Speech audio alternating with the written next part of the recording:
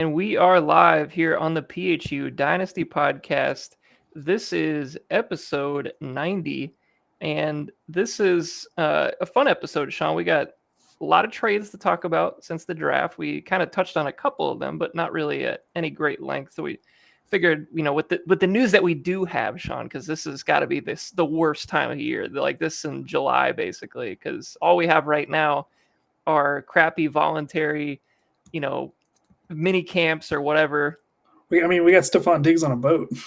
We got Stephon Diggs on a boat. That was just today too. That just happened. That was something. That was something for sure. Can I continue to raise that Kyle Williams stock? Thank you very much, sir. Yeah, I was gonna say maybe Jalen Polk isn't dead after all. Javon Baker definitely is dead. But that's for later in the podcast. So we're gonna talk about the recent trades, whatever news that we do have, which I guess Stephon Diggs will probably come up.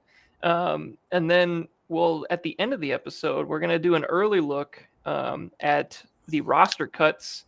It's obviously there's still probably going to be some trades made. There, be some movement, between now and the start of the season, of course. But we want to see what the early looks look like for roster cuts this year, because we have at least a few teams that have to cut seriously valuable players, I would say, especially on one team. Yeah, or upside guys. Yeah, for sure. And we do have at least 2 to 3 teams that will absolutely be looking to add those guys. So I think this is one of the years where the cuts will mean something. And we can talk about each individual owner once we get to those teams. So how we'll do it is we're going to do it like draft style, because we love drafts. We love all drafts at all times, rough drafts, first drafts, last drafts, all drafts. So we'll do it draft style, where Sean's going to pick a cut, then I'm going to pick a cut, and we're going to try to get the numbers down for each team. So it should be kind of a fun exercise that we really haven't done before. So looking forward to that. But we're going to start it off with the trades. And I'm going to try to do this in chronological order. So we're going to do all the trades from the draft until today, essentially. So our first trade that happened during the draft, which was a real barn burner, was the Puka Nacua trade. So the trade was Puka Nacua going to Tibbs's team on the chili cheese fries, and Alex acquiring a 25 first, which was eventually Luther Burden, a 25 second, which was Cam Ward, and a 25 fourth, which turned into Jordan James. So essentially, the trade was Luther Burton, Cam Ward, and Jordan James for Puka Nacua. The more I look at this trade, Sean, I still don't like it. I still don't like it. Frankly, if he had just simply reached out to the Armadillos hotline, we would have made a similar trade, if not a better trade, to try to acquire Puka. I would argue that other teams in the league. Trade over here. What's that? So I feel like the Luka trade. It did have some Luka Doncic. It did have. That's a great point, Sean. This could be the Luka Doncic trade of our league, where there was not a. I mean, clearly that there. I still think there's cahoots with all that in the first pick and all this other crap going on with the lottery. But that's beside. There is no lottery in our league, which would be a hilarious exercise if we had a draft lottery, like a fake lottery podcast. That'd be kind of hilarious next year. We got to keep that one in the bank. But anywho, all that to say, this trade just value-wise did not feel right to me, Sean. I think when you consider the fact that the first and the second that were acquired were 1.9 and 2.9, that makes this look way worse to me. If these were mid-first we're talking about, and we're talking about getting, a Travis Hunter or more of a solidified prospect, or even a Ted McMillan, or somebody like that, better draft capital, whatnot. I think Alex just took whatever the first offer was and didn't really look into this too much, because I definitely would have gave him a better offer. I think it might not have been for a pick this year. And I would argue other teams in the league would have offered the similar things, if not more. Yeah. I mean, to his credit, it actually favors the rookies over Nacua and keep trade cut. Really? But I'm not that high on Cam Ward.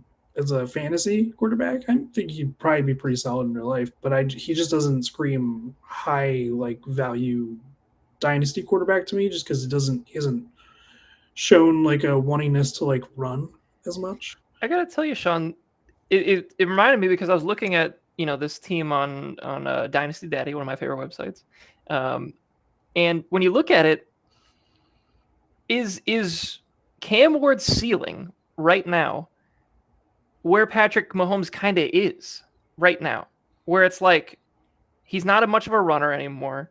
He does make the flashy plays every once in a while with his arm, but like QB, whatever, I don't even remember what Mahomes finished this year, but it's not quite as electric as it was earlier in his career. So like, could he get to modern day Mahomes? So my comp probably for Cam Ward as far as like fantasy value goes would probably be where like Geno Smith is now.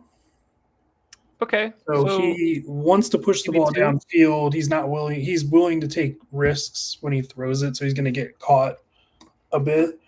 Now, I'm higher on Geno Smith than a lot of the other people in this league are. So, like real life, I would love if you give me Geno Smith at 23 years old with what he's doing now, that's great.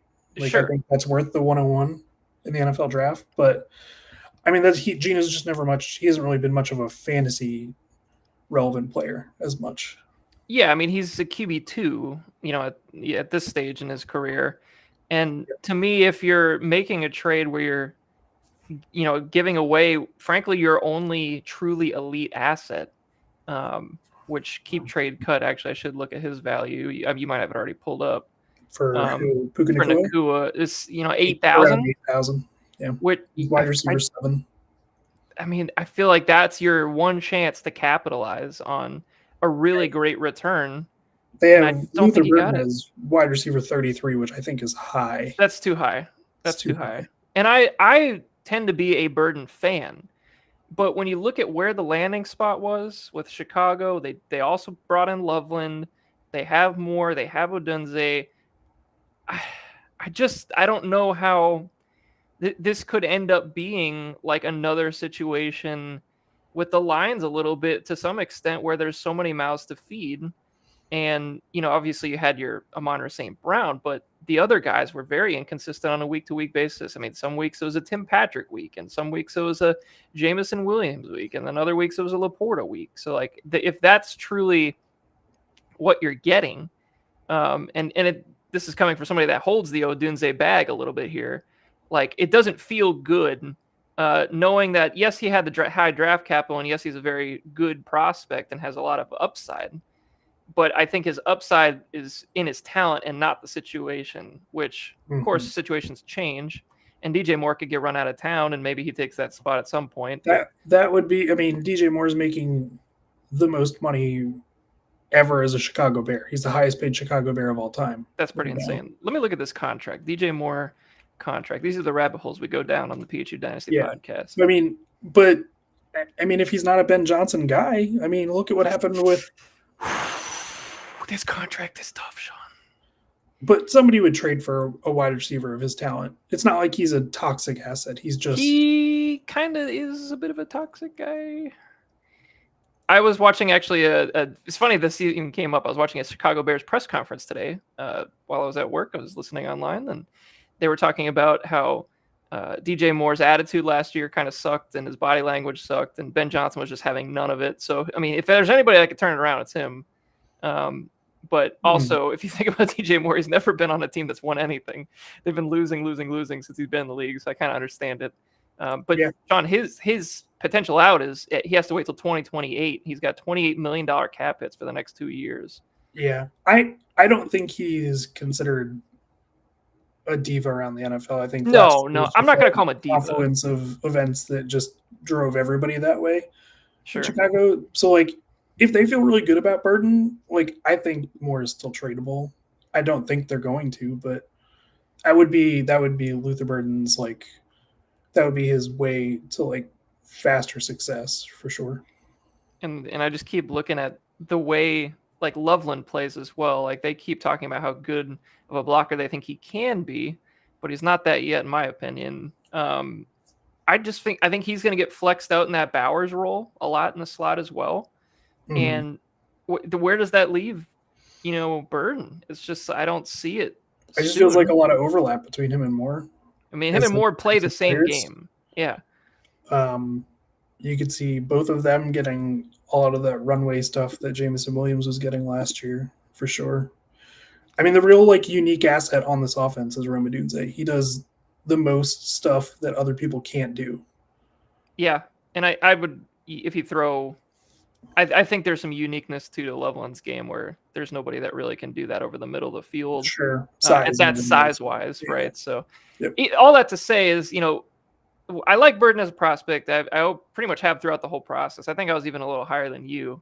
But the question I have is how could we not maximize Nakua's value? How could we not get a better prospect, perhaps, or more assets? Or this is a team that if you're going to make the Puka trade, you got to go all in with the rebuild. So let's get as much as we possibly can, because this is the only guy that's worth probably above 5,000 on his team. I'm actually going to look at it right now. Yeah, I mean, we're talking about a guy who is 24 and is tied to Sean McVay. Correct. As an offensive head coach, and maybe a year or two more with Stafford, but I'm not too worried about them. I think they'll figure it out at quarterback once Stafford's gone, because McVay. I trust McVay. Yeah. He's a guy I'm gonna bet on him. Even if he's like very stubborn about the fact that he's only going to play until he's 30. He's 24. You get 6 more years of. I don't care. I'll take 6 years of that. Yeah. That's 2 firsts plus to me as an asset. He's a 2 first player for me, and especially it's got to be a decent. It can't just be 1.9. It can't be 2.9. Yeah, I mean, if you look at the keep trade cut numbers on Alex's team, the only other player over 6,000 was Laporta at 6,200. Everybody else was under 6,000. So I mean, this was your one shot to get that elite value, and I just don't think we got it. So I don't love this trade for Alex. I don't mind the idea of making the trade and going for the rebuild-ish, but also too, you don't even have your first. So now we're looking at, giving Dustin the 1-1 essentially. And this is a full rebuild. And we can't make progress until 2027 when he has 2 first-round picks, which is a good year to have it, because I think this is going to be an excellent draft class, but if things change so fast with draft classes, I can't even bank on that either. So, and I actually think I have a theory too, while we're on this subject. The 27 class, because you got Ryan Williams and Jeremiah Smith, and probably going to have Arch Manning if he doesn't go out this year. So they could be a pretty sick class. Now the question is, with this NIL shit, I could see a world where the NIL money gets so absurd that these players just don't declare. There might be real reasons for them to just stick around. And I already know that the money's gotten stupid with the quarterbacks and NIL, but I think with guys like Smith and Williams, where they're just so talented, they could easily get 5 to 10 mil and just stick around. I don't think there's any question, especially seeing all these, I'd use Bo Nix as an example. The more experience you have coming into the NFL, it seems like it really benefits you as a rookie. It's not like you're going to be losing any money. So why? I don't know. But yeah, I agree for sure. I could definitely see that happening. I see people mocking Arch Manning as 101 for this year, this 2026 class. I think he's sticking around. No way he's coming out. I mean, it's his first year. He's making stupid endorsements already. He's playing at Texas. He could just be the king of the University of Texas for the next 2 years. Which is living in Austin is yes, it's a big deal. Yeah, it's not a bad place to be an awesome, superstar quarterback in that town. That's not a problem. Mm-hmm. So yeah, I just think between the NIL money and then, frankly, like you said too, to your point, with the idea that you can be, a Bo Nix type now and work out and get drafted in the first, where if I'm not as frowned upon as it used to be. If I'm Arch Manning and I just so happen to have 2 very famous uncles that played in the NFL, they could advise me okay, well, these are the teams that you probably will end up playing for if you come out this year. If it's not, dude, if the Browns are picking 1, I'm not going there. I'm not. I'll just go back, take the $6 million NIL money, take my endorsements, and let's try again next year when maybe it's the Giants or maybe somebody else. Like, who knows? Saints. Like Saints or anybody with like anybody other than the Browns essentially at this point. It's like how can we find a better situation? And they have the history in the family of doing it already. So it's like why not just I mean, can really see that happening. but even if you go into the draft, demand whatever you want. Yeah. I mean, he's going to be one of those guys where, like, even he had a game this past year, the fill-in for Ewers. He clearly looked like the better quarterback. He had 5 touchdowns in one game against UTSA, and it was just absurd. It's all right. This guy's going to be a stud. They were actually running like an offense instead of like. It looked like and Matt Golden got passes over the middle, Sean. It was so exciting. It was so exciting. Yeah. So fun to watch. Quinn Ewers would never.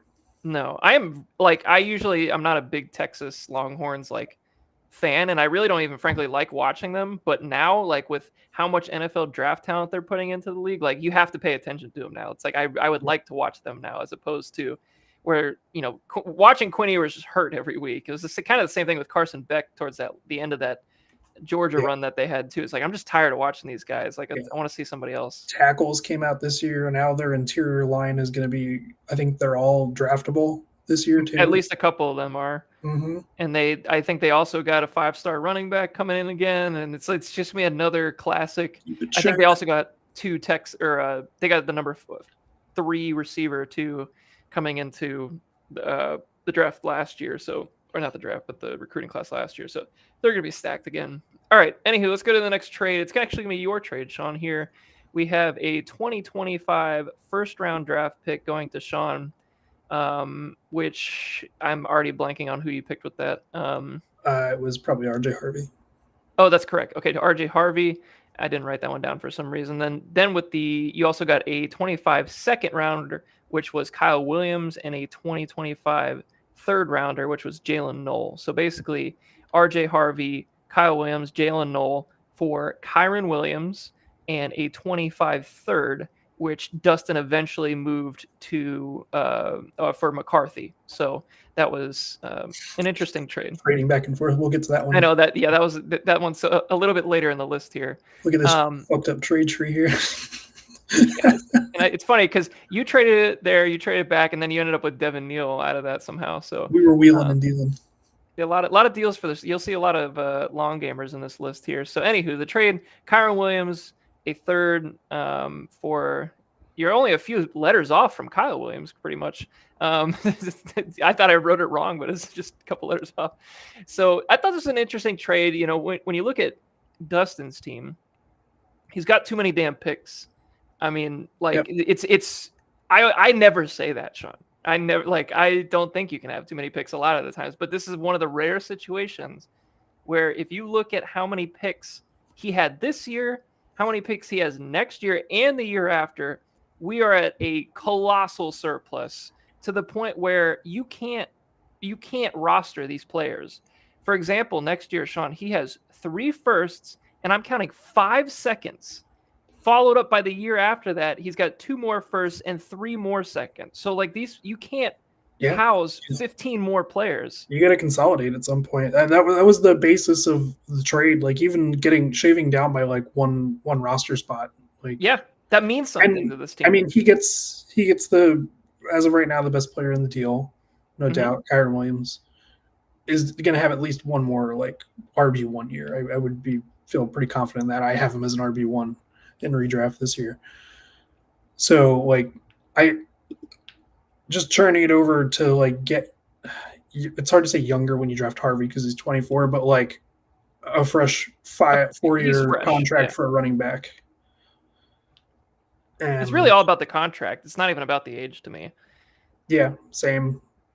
I mean, that was part of it. The Rams bringing another running back for 2nd year in a row just to have some leverage. And McVay really seems to like him. I like. Yeah. I know. I like Hunter too.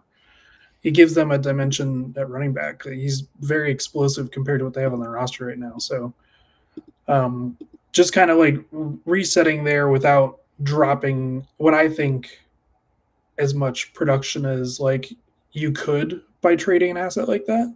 Mm-hmm. I'm pretty high on Harvey though. So obviously I took him over Caleb Johnson. So, which I would say I would be the minority in doing that. I think it's 50-50 for what I've seen, at least with other leagues and whatnot. It seems like it's kind of a coin flip. Dynasty bros love ages, so like they're all ageist. Yeah, and I get it to some extent. Like if I just think it's so rare at this point to have a running back play at a high level into that second contract. Like for example, like the one that kind of is to me is a little bit of the gold standard for this right now, outside of like the major, the classic Derrick Henry, Saquon. Like outside of that, like the Josh Jacobs of the world, we're not seeing that as much. Where it's like, oh, this guy made it through all 4 years of his contract, got a second deal with a new team, and is still, playing at the top of his game. Like that's kind of rare at this point. You almost don't even see. I think Aaron Jones is on his third deal, which is insanity. And even Aaron Jones hasn't been like a top 5 back, or top, even maybe not even top 8 back during that, second contract run, maybe 1 or 2 times. But it's just so hard to find those guys anyway. Let alone Kyren Williams, who's I believe was a 5th round pick when he was taken. Right. Not a lot of investment originally. Like Jacobs had that 1st round investment. So it's just such a rare thing to see that. So I wouldn't bet on that with Kyren for sure. So I actually think you won this deal in my eyes, but not like crazy, not crazy amounts. But I like the value because with all the other information we had at the time, with the Jarquez Hunter, with the Blake Corum pick a couple of years ago, it just feels like Kyren's not going to get the second deal. And who knows what happens in free agency. Like he's not a bad back, but he's also not a special back in my opinion. So I don't know if he's going to return on investment for a 1st, a 2nd, a 3rd, almost an entire draft, frankly, for Kyren Williams feels like a lot. I think if it was just a 1st and maybe like a 3rd, I would feel better about it. But giving up the 2nd is kind of where I think the value comes for you. Where it's like, yes, we got this 1st pick. I believe it was 110. Right. So it was almost like 2 seconds in a way. But I consider both of the picks that you had to be premium because they were both top 15 picks. So that seems like a bit much to give up for Kyren at this stage. And maybe a year ago it would have felt better. But I really don't mind the trade for Dustin because frankly, like he can't have all these picks. I get it, totally get it for Dustin. And this move, frankly, gets him at least in the conversation for this year in terms of contending. I mean, this team, his team now could definitely make the playoffs this year. Oh, no doubt about it. I mean, like we'll talk about it more in the team depth review and all that, but I mean, there's a lot of teams in our league that need more depth. So it's not. I don't think his depth is even bad. Like I'm looking at his running team back right now. Running back's a little tight, but I'll say this: like there's guys that he has where I think running back depth can be looked at a couple different ways. One of the ways you could look at depth are like these high upside handcuff type of guys. Whereas like that means something to me because all it takes is a simple injury and you got even a DJ Giddens, for example. We're talking later down the list and like that's one Jonathan Taylor injury away from being like a pretty usable player. Like I think these are the kind of guys you want to have on your bench. Round DJ Giddens in our rookie draft. Yeah, I would have loved to take him, but I got sniped. Anywho, there's and even like a Marshawn Lloyd who had all kinds of issues last year. A Blake Corum, he has his own handcuffs. So like I don't think this isn't that bad of a roster at all, and his receiver depth is very solid as well. So I think this team like absolutely could make a playoff spot run this year, and let alone maybe even a little run if things go right. But my thought is with this Kyren trade, this gives them a legitimate shot this year to get to that playoff level. And then with all these other picks coming in over the next couple of years, or even just assets in general to use, this team is going to be a problem. Like this team will absolutely be a problem which is such a different vibe because how many times over the last, I don't know, 3 to 4 years, Sean, have we said the Elk are just in this middle ground and it's just not working out and they haven't made the playoffs and like all this stuff. And like now, like this is a textbook example of how to do this rebuild and get these assets. And even if the players, you don't love them, like you just keep getting the play. Like even for me, like a Ted McMillan, getting him is a nice value where he got him and just keep adding these high value players with high draft capital, like you're going to be able to make all kinds of moves with the assets that he has now.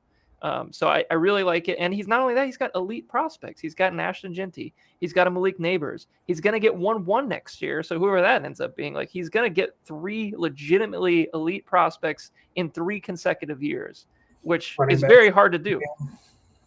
What's that? The running back from Notre Dame, I think. Oh, yeah, Jeremiah Love. Yeah, that's for sure one of them. I saw him mocked to Tampa in a 25 or 26 mock, and I was like, that's not happening.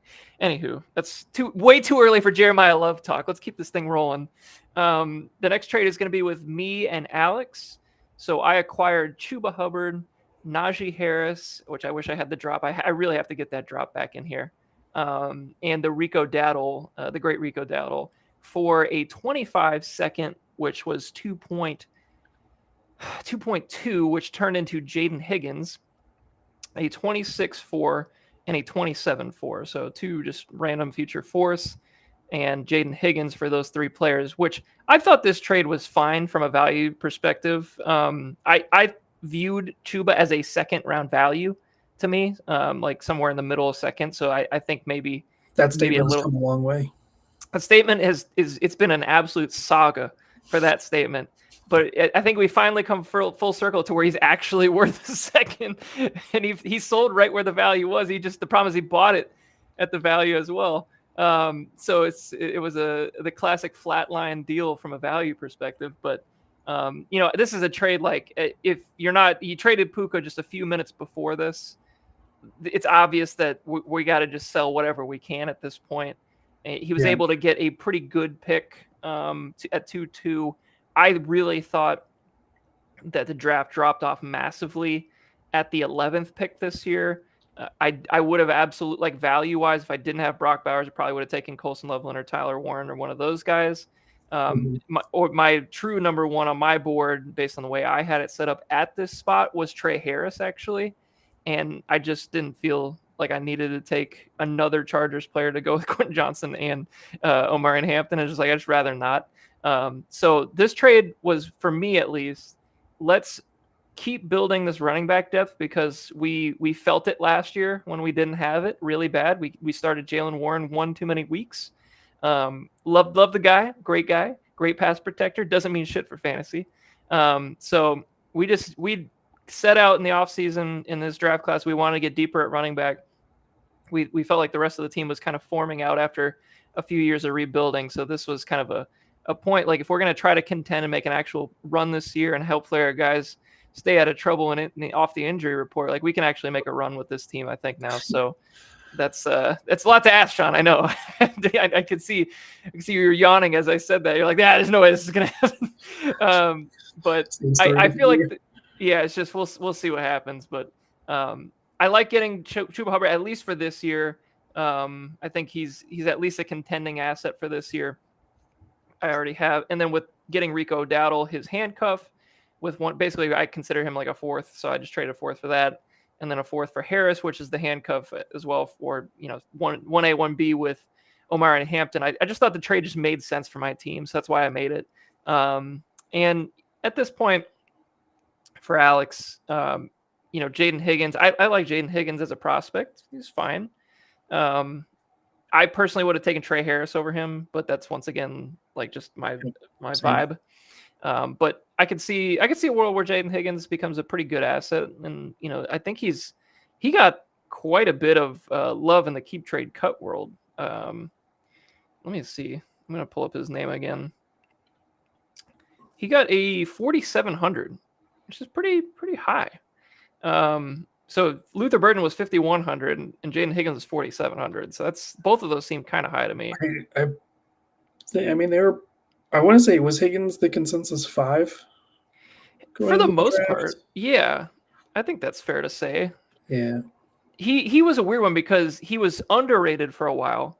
And then people are like, they saw him at the Senior Bowl and some other stuff. And then he went up. And then, like, the vibe kind of went down on him towards the end of the process, but it seemed like the NFL teams were kind of just like on him the whole way. So interesting guy for sure. Let's go to the next deal. Another Alex deal. This one felt better from a value standpoint. T. Higgins goes to Scavelli, who desperately needed a wide receiver at some point this offseason. We said it a few different times leading into the draft. Like, how's he going to get better at receiver?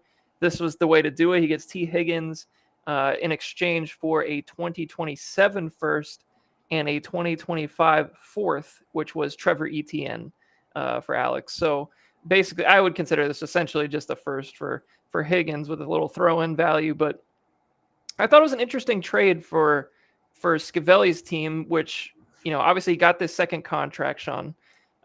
So, T. Higgins tied to Joe Burrow for at least 4 years. He's still pretty youthful. I believe he's 25 or 26. So how did you view this trade for both sides?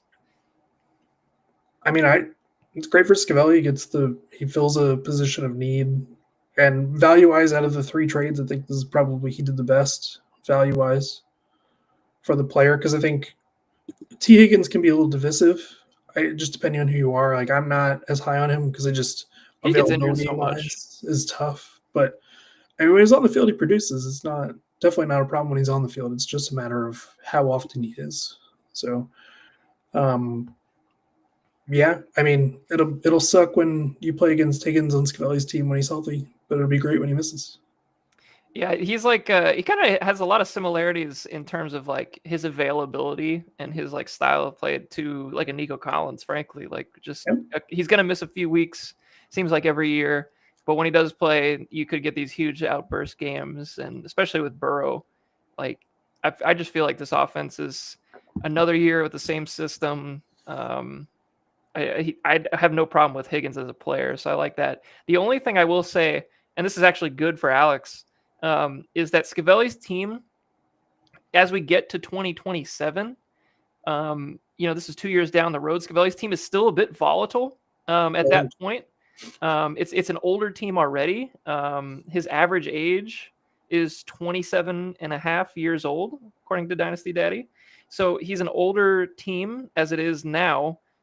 His average running back age is 27. So obviously he's got a couple of younger guys like the Bucky Irvings of the world. But there is some volatility. We're talking 2 to 3 years down the road now, and this Scavelli could be picking very high. If he runs into some injuries and some of the age issues start to present themselves. Also George Kittle, Mike Evans, like there's some older guys on this team, so I could see in a couple of years this might be a higher pick. And in 2027, we were just talking about it, Sean, with like these elite receiver prospects. This actually could be a sneaky little first-round pick for Alex. So I really, out of all the deals he made, this is the one I like the most, because you're not going to win regardless this year, so you might as well just trade away Higgins, and let's try to get something that could be an elite asset, and this could be an elite asset. I'm not saying it will be, but there's a decent chance that some of these problems with Scavelli's team eventually finally rear their head, where we've been saying it for years. Oh, this is an old team. He keeps making it work, so I'm not going to bet against Scavelli, that's for sure. But I like this trade for Alex, and I just think it's a good trade for both teams. So let's go to your next deal, Sean. This is J.J. McCarthy. You traded to Dustin for a 25 third, which turned into Devin Neal, and a 27 third. So a couple years down the road here. And for Dustin, I thought this was one of these deals we're talking about. We got to get rid of these assets. It's like, and I hate to say get rid of them, because you should never just get rid of an asset. But in terms of his team and the way it's built and the way it's looking, for the next 5 years, it feels good to get a top 11, NFL draft pick in JJ McCarthy. And, obviously tied to a great coach, great situation. Your team, frankly, didn't need him. So I just think it's a good deal for Dustin to get a guy like this with some real upside and in an excellent situation for 2/3 essentially. And for you can, utilize your asset to pick up a running back that you really liked, essentially, with Devin Neal. Yeah, I mean, looking at his team, you always feel better about having the third quarterback on your roster that's startable. And I mean, his room, it's not bad. You get CJ Stroud and Trevor Lawrence. I think both of those guys feel better to have in real life than maybe fantasy. but that could change. I mean, CJ Stroud's got all the talent in the world that he could be in a 6-point. I feel the same about Trevor Lawrence. Trevor Lawrence the same way, but like you just add another quarterback that's tied to maybe the best situation a first-year starter's ever been in, which is funny after saying that last year with the Bears, but this is most definitely the best situation that a first-year starter's ever had. You're throwing to 3 former first-round picks and Hawkinson, Addison, Jefferson. You have a great coach. A very highly paid offensive line.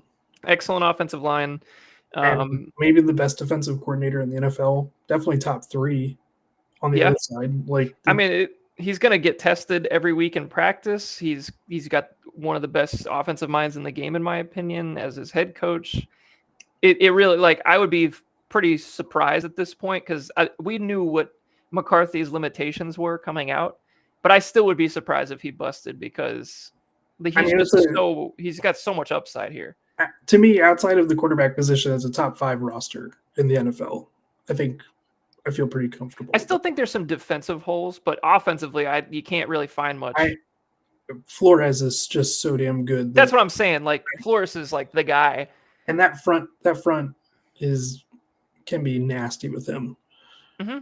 So yeah, they're going to be a great team. And Van Ginkel, and they added some depth in the middle. I like that team quite a bit.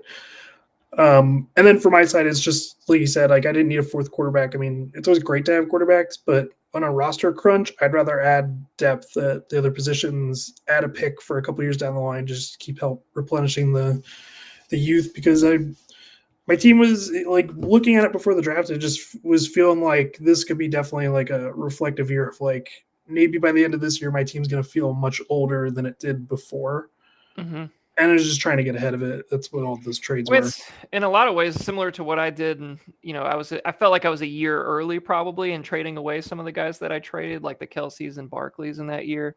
But, at the end of the day, I do feel like it is a little bit better to be ahead than late. So, even if you gave up a little value here and there, I just don't want to be getting left holding the bag, I think is really the issue here. So, and I think with quarterbacks, we've talked about it a few different times, but in this league, I think you got to have 3.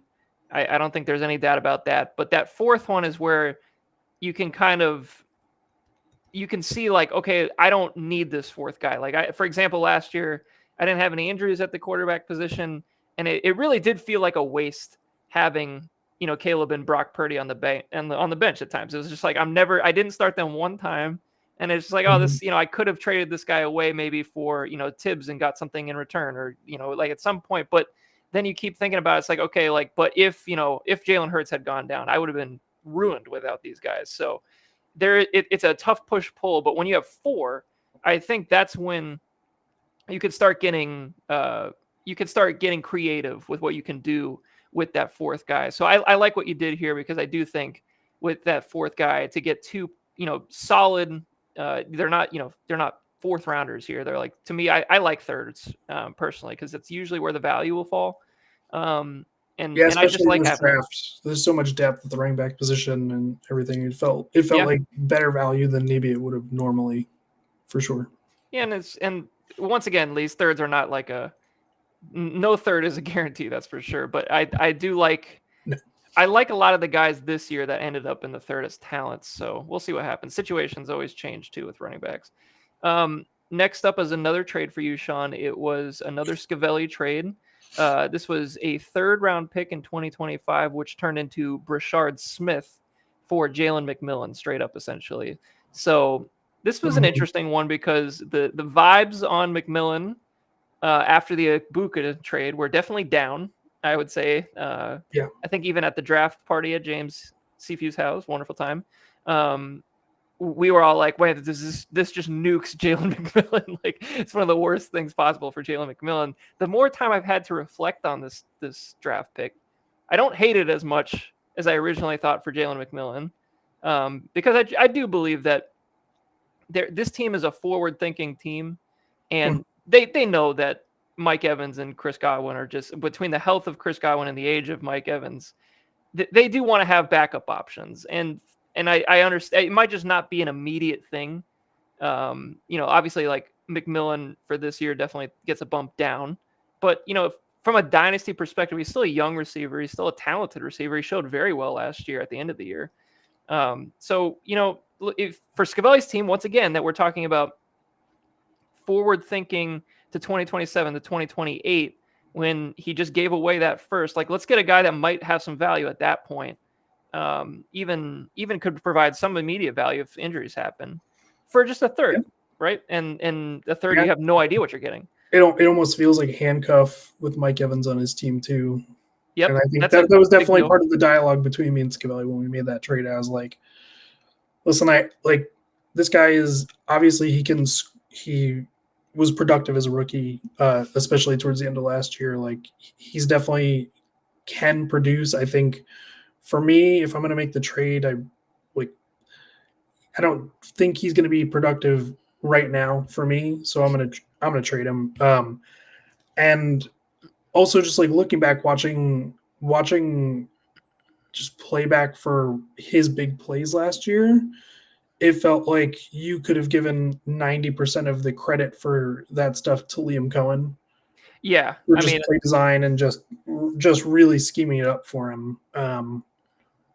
To me, he profiles as probably like a wide receiver 3 in the NFL. But like you said, he's a young player, and that could change. And if I look stupid in a couple of years, that's fine. But just kind of like, it's hard to say selling high because of trading him for a third. But I think it was just a. Did you draft him in the third? I can't remember. Was it third or fourth? I don't remember. I think it was third or fourth. So I mean, a net even realistically at the end of the day. Yeah, and I'm thinking I end up taking a guy that I just have a lot of faith in, and we'll see how that goes. Yeah, and Brashard Smith could actually be like a legitimately usable asset, in the near term. So yeah. So I think I just think it's a good deal for both sides. The value seems right to me, and not really anything super crazy to talk about there. And then this one was the Sam Darnold deal. This was James. And I believe maybe I wrote this wrong. Was this Dan? I want to say. Yes. Let me take. Sounds right. That sounds somewhat accurate. I have to look at this draft thing again, because it was Sam Darnold for 2 fourths. One of them was in 2025. So is that? Oh, that might have been. It was either Mason Taylor or it was Jackson Dart. For Dan.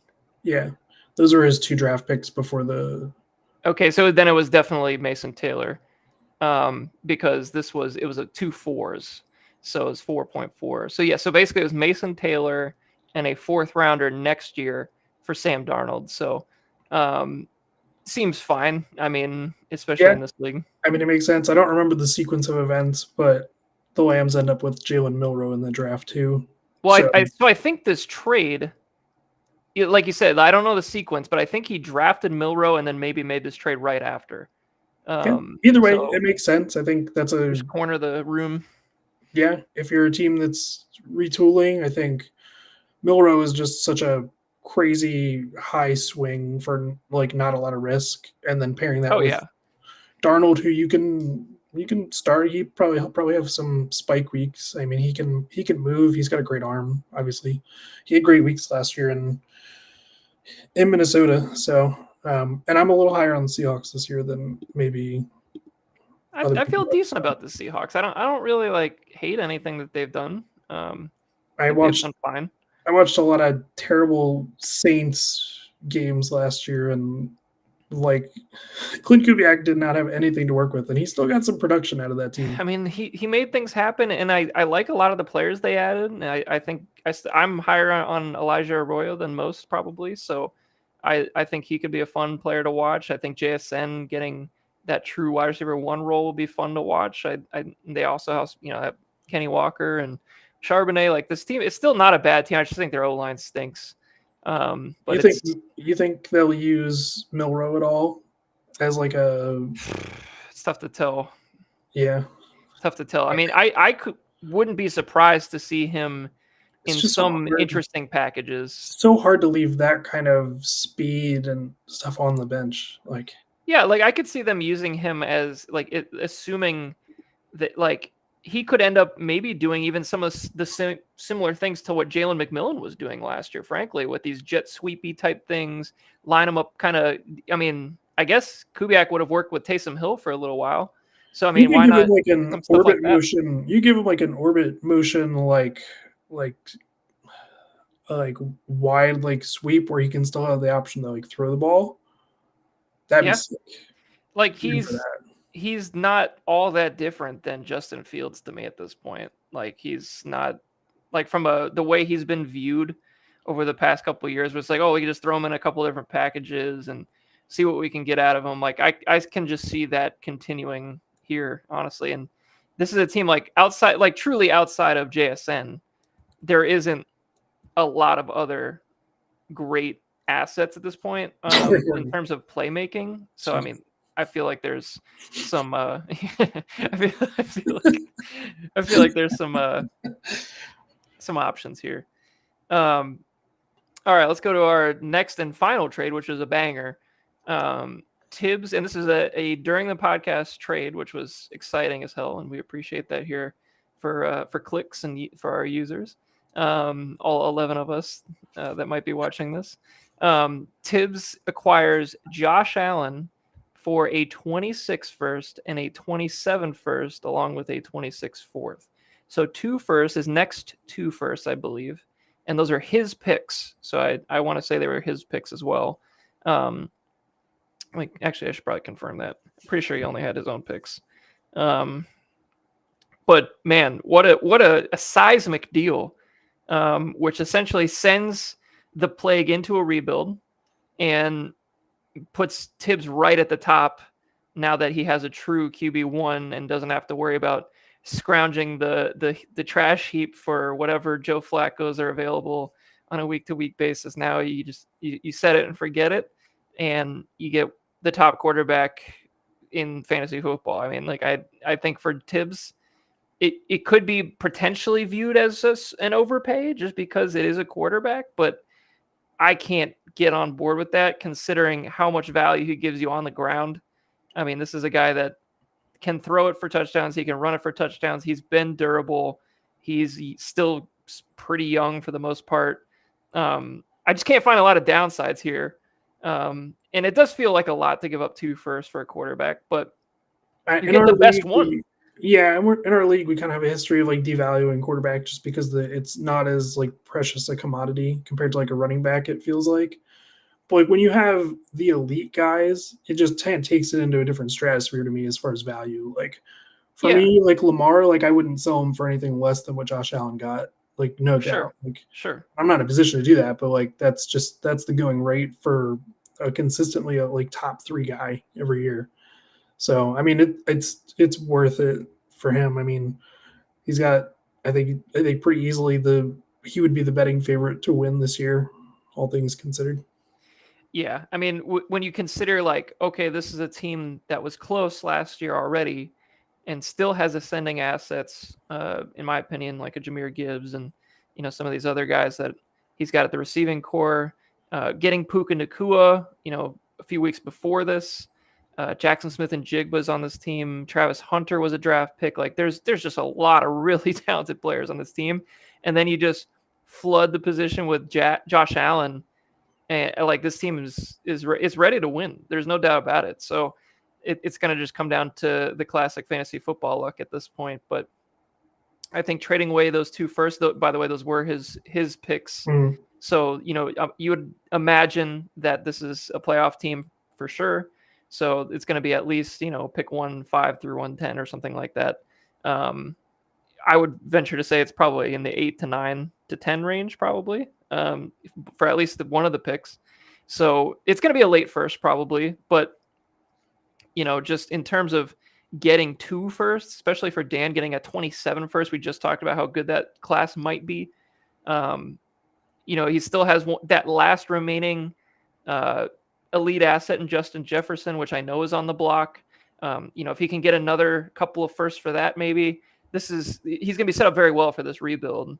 And I think Dan is a savvy enough owner to make sure he gets the most value he can So I still think the table is set, Sean, for a Dustin trade here. I think it all just lines up for that for me. Yeah, but I mean, like, a Justin Jefferson, Malik Neighbors, Lad McConkey starting 3 receiver. That's gross. Fucking sick. Ashton Genty. I mean, it's stupid. One of his firsts and Tet McMillan for Justin Jefferson, who says no. So just the 2 essentially, 2 assets. Yeah, I don't think that's enough. Don't think it's enough. Yeah, I don't think it's enough. How old is? I think you got to get 2 Jefferson? firsts in value, and then probably another asset. Not a first, but something else. So like I think if you look at all of the assets that Dustin has, we're gonna get to it in a second. I promise. This roster cut part of this episode, but we're in. This is a good trade discussion we haven't had before quite yet on this podcast. So we have all these assets. We have none of the roster space for them. Why not dish out a couple of firsts here? Because the team is getting better very quickly. You still have a zillion seconds.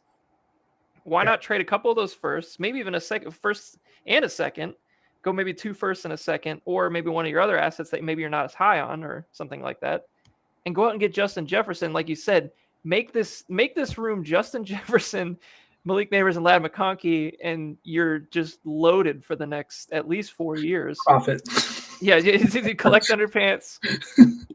Profit, right? That's all it is to it. And then you have Ashton Genty, which is insanity. And even Kyren Williams for this year. Like if you get Justin Jefferson on this team tomorrow, like we go from talking about a playoff team to a legitimate contender, in my opinion. So breaking down that starting lineup would be your quarterback of choice. We'll go Stroud because I say Stroud right now. Like that looks the sexiest of the names there. Kyren, Genty, starting running backs. And then Neighbors, Jefferson, McConkey, and then the flexes are Devontae Smith, not a problem. Tet McMillan, and Caleb Johnson. Doesn't suck. Doesn't suck. And then you got Worthy, Olave, like you got other guys, and Warren at the tight end spot now. Freiermuth is usable. So like this, I have no problem with this. I really don't. And you still have a zillion assets. So it's like, and I'm saying this as somebody that's also trying to trade for Justin Jefferson. Like I would like to have him myself, but I don't think I can even. I am what you would call asset poor, and I cannot afford Mr. Jefferson. It makes me like, sad. and I got like the thing is, I too am poor when you compare it to Dustin. Like I don't have the assets for that. I'm shopping at Aldi for Devontae Adams and DK Metcalf. The problem for Dan is like he has a limited market on a couple of teams that would make this deal right now, I think. And one of them just clearly has the better assets than the other. So like I would not, if he made this trade with Dustin tomorrow, I'd be like, oh yeah, it makes total sense to me. But like this is, I feel like they're too good of a fit in terms of what each team wants and needs that for how does this not happen basically is the way I'm looking at it. So yeah, we'll see. But I truly think that would be a trade that would really push Dustin up a tier for sure. And would really, really be great for the Plagues rebuild. So I just think there's a lot of great pieces to be moved there, and that would probably require another emergency podcast or something like that were to happen. So with that being said, that's all the trades up until this point from the draft. So I expect there to be a couple more, but we're going to get into the next segment of the show, which is our roster crunch. This will be great for the Dustin discussion because, Sean, how many cuts does Dustin have to make this year? Man, thank you so much for asking. We are looking at a healthy 15 roster cuts. 15 roster cuts, which is insane, which is absolutely insane. So what we're going to do is we're going to go through each team one by one. Sean's going to tell me how many cuts we have to make. And once again, we are factoring in players that we think or we're mostly certain will be on an IR or a PUP list or something like that. Mm-hmm. For example, my team, like Jonathan Brooks, is already on IR. So like he will just be an IR slot. Tank Dell, guys like that, right? So we're factoring that in. Sean's going to tell me how many roster cuts we need to make for each team to have an eligible roster. And then we're going to go back and forth and just make cuts on the fly. So it should be kind of fun to see, especially when we get down to the deep right towards the edge of the edge cuts for Dustin. It should be very exciting. So we'll get started here. Let's we should probably start with the less fun teams and then work I was gonna say let's start with like ours teams first, right? And then no, your team is fun. Yeah, my team is kind of fun this year. Okay, we can start with the Muskrats. Yeah. Okay, how about let's start with the Muskrats then. So the Muskrats need to make one cut. Just one singular cut, and it might be Montana, whatever his name was from yesterday. For shits and giggles, maybe we set a minimum cuts so that he has ample roster space for the Great Purge of the Elk. Sure. Okay, sure. Fair. That's fair. So let's say he has to make 4 cuts. How about that? That seems fair. Still pretty easy, but it's fine. So let me, and I need to pull up Sleeper. So I use Dynasty Daddy for this, and I don't know if they're super up to date because I don't see Montana on here. He's on my board. I mean, like the thing is, I don't even want to cut him. He's got such a fun name. He's at the top of my board. I'm gonna let you cut him. I'm not gonna cut him. I already did all this legwork, and then this guy decides to add some motherfucker called Montana to his team, and I got to change it. I mean, Sean, remember Will Dissly was Big Montana? We might have a new Big Montana in the room. Is he big? Is he a big? I don't know. Is he hopefully he's over 6 feet. Hold on, I'll check. Yeah, you look that up while I'm doing this. This is good stuff. I want to say yes, but that would be great if he was. He went to Arizona, right? So he was the other receiver. Not small. He's 6'2", 194. It's not tiny. Did Arizona quietly have one of the greatest name teams of all time? Tetaroa McMillan, Ja'Cory Krosky Merritt, and Montana. Bro, like that's amazing on the starting side of things for Arizona. I love that. It's pretty great. Okay, so yeah, I think all these guys are still relevant. Let me peek at this one more time. Yeah, I think I'm good. His career at Arizona, 35 receptions and 466 yards and 4 touchdowns over 2 years. Sick. That's his career number, Sean? That's his 2 years at Arizona. I imagine he probably transferred. But oh no, Sean, that's not good. He's not going to make this team. He's not going to make that team. All right, so let's start it off. So I'll give it to you Bobby first. Trees? Hell no. Oh man, that's true. All right, Sean. So your first cut, I assume, is Mr. Montana himself. No, that's no fun. Let's cut Hendon Hooker. Damn it, that was my number 1 cut. I think he's 28 years old. He's never played. I think he played a little last year. He got in it for a couple of garbage time snaps, I think. I thought that was Teddy Bridgewater. It says Hendon Hooker played 3 games last year. Oh, okay. Bridgewater came in at like the end of the year. He was decent too. He had 6 completions, 62 yards. Very nice. Anyway, what are we doing here? Get him the fuck out of here. We don't roster backup quarterback. I just think it's just for the name, like just having a guy named Hendon Hooker. Yeah, I just totally understand. He's a team morale guy. Hooker's in Michigan. Hooker's in Michigan. It says right there. It's too good. I'm gonna cut Arian Smith. Oh, he was on the list because he stinks. Wow. I think he stinks at least. I know he can't catch. So yeah, I will say like there are other options that are not rookies, so he probably wouldn't have been a guy I cut, but he was definitely on the list. Okay. But it feels wrong on this team, particularly where they're at, to cut a rookie coming in. Especially, I think he was a 4th, wasn't he? He was, yeah. I think he was like the first pick of day 3. Or no, he was like one of the first picks of day 3. Oh, I meant like Alex took him in the 4th. No, he took him at 5.4. So either way, I'll still cut him. I don't think he's good. All right. I'm going to cut Zach Moss because interesting. I didn't even have him on my cut list. He stinks.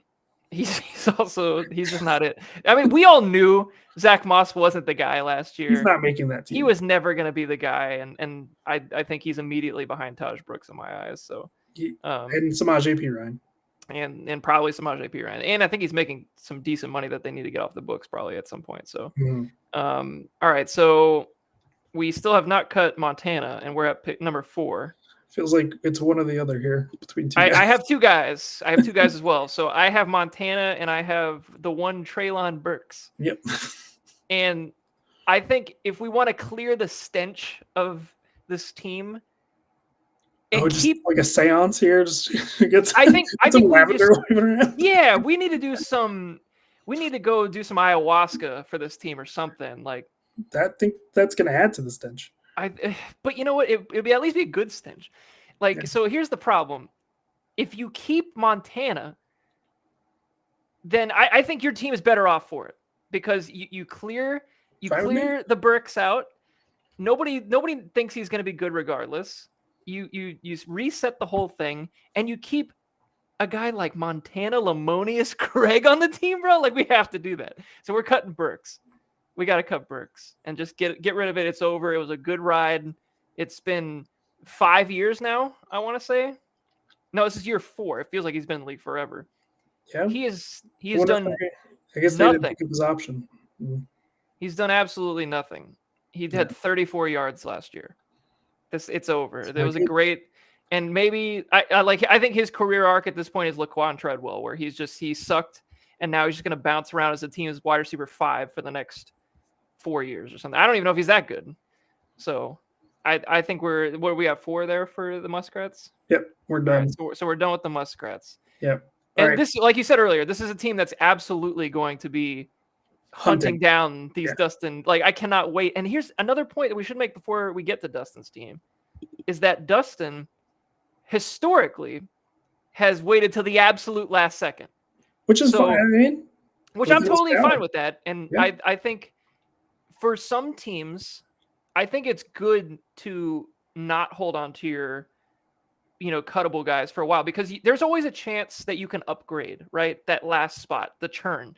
So, like, for example, like, I think a team that's close to the bubble, if not already on the bubble, maybe like a team like the Bombers, or maybe a team like the Lionheads or something like that, where that, a Dustin cut could actually make an impact on your roster. It might be good to cut some of your other random shitheads earlier.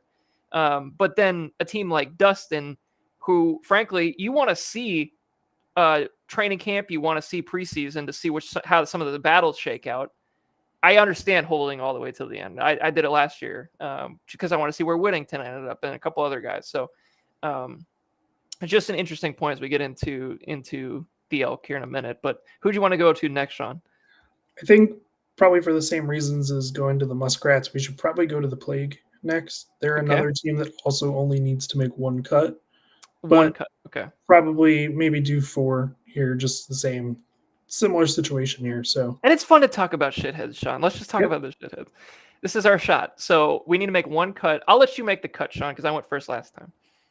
All right. I am booting the most mid running back the world has ever seen. The most mid running back. Get Alexander Madison out of here. Get him out of here. Wow. He's gone.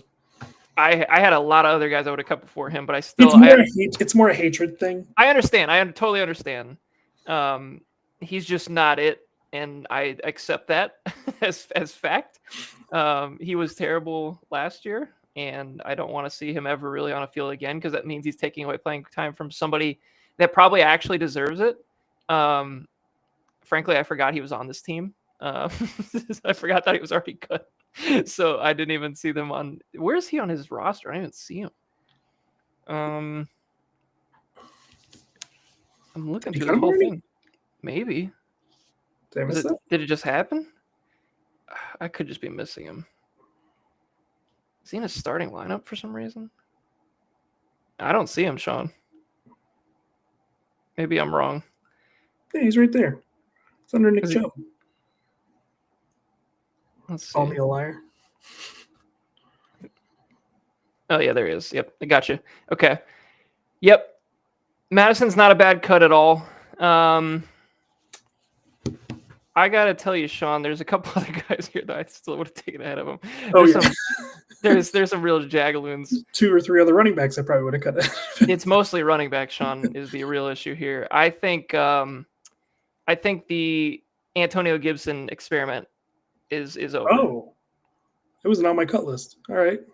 I mean, is he he's not going to play? Good play. Travion does everything he does, but better. I just don't see it. I guess this team needs a running back so bad that he might just have to cut or keep him. But I had him as my next guy. There's a couple other ones I could easily pick here as well. So I'll stay on the Gibson bandwagon just because like from where he was as like a pretty usable asset for his first 2 years, like obviously a top 12 and a top 11 back, to going from that to essentially the third back and probably a kick returner this year. I mean, it's over for Gibson. He's not it. Yeah. All right.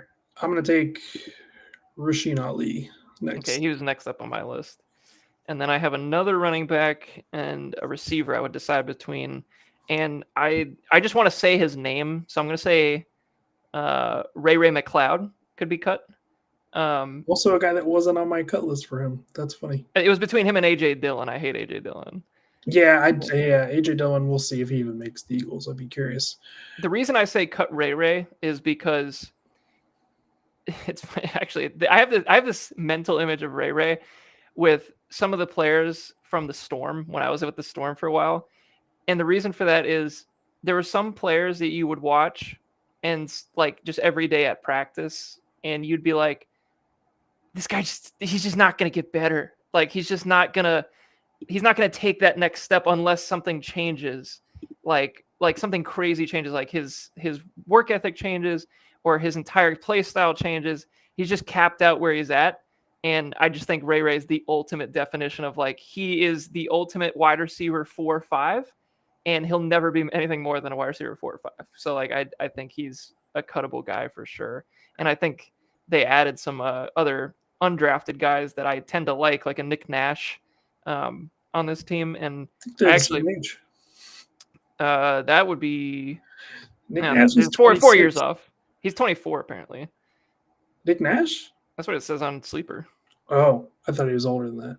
I still think he might be 25 when the season starts. Maybe that's what it was. But that's still old. That's funny. Yeah, man, just Ray's he just had his best season. He did have a nice little year, I'll say that. So maybe, I mean, he did have 600 yards. I'll give him that. So maybe I'm wrong, but I cannot believe he's been in the league for 7 years. I have him statted out only having 20 less fantasy points this year than Michael Pittman. That is absolutely bonkers. That might be more of an indictment on the Colts. You should save that for the hot take episode, Sean. Good Lord. Michael Pittman is wide receiver 61. I mean, I guess here's another problem is I'm still thinking of the Plague as like a contending team in my own head, just like it's like a mental block I have because they've contended for so long. Yeah. That maybe you should keep a guy like this because he could actually like put up a couple of stats. Yeah, we probably should have just cut A.J. Dillon and just been done with it. And I couldn't cut Jimmy Horn. I just didn't want to cut him. I love Jimmy Horn Jr. Such a nice kid. So, you could cut Jacob Cowing. You could probably cut Jalen. I like Naylor. Jacob Cowing. That's the problem. I like Cowing and I like Naylor, but I like Naylor too. Like these are my guys. I love Jalen Naylor coming out. And I think I had him on my team at one point. He has no kicker and he has one defense on his roster, so I guess he's gonna need these cuts eventually.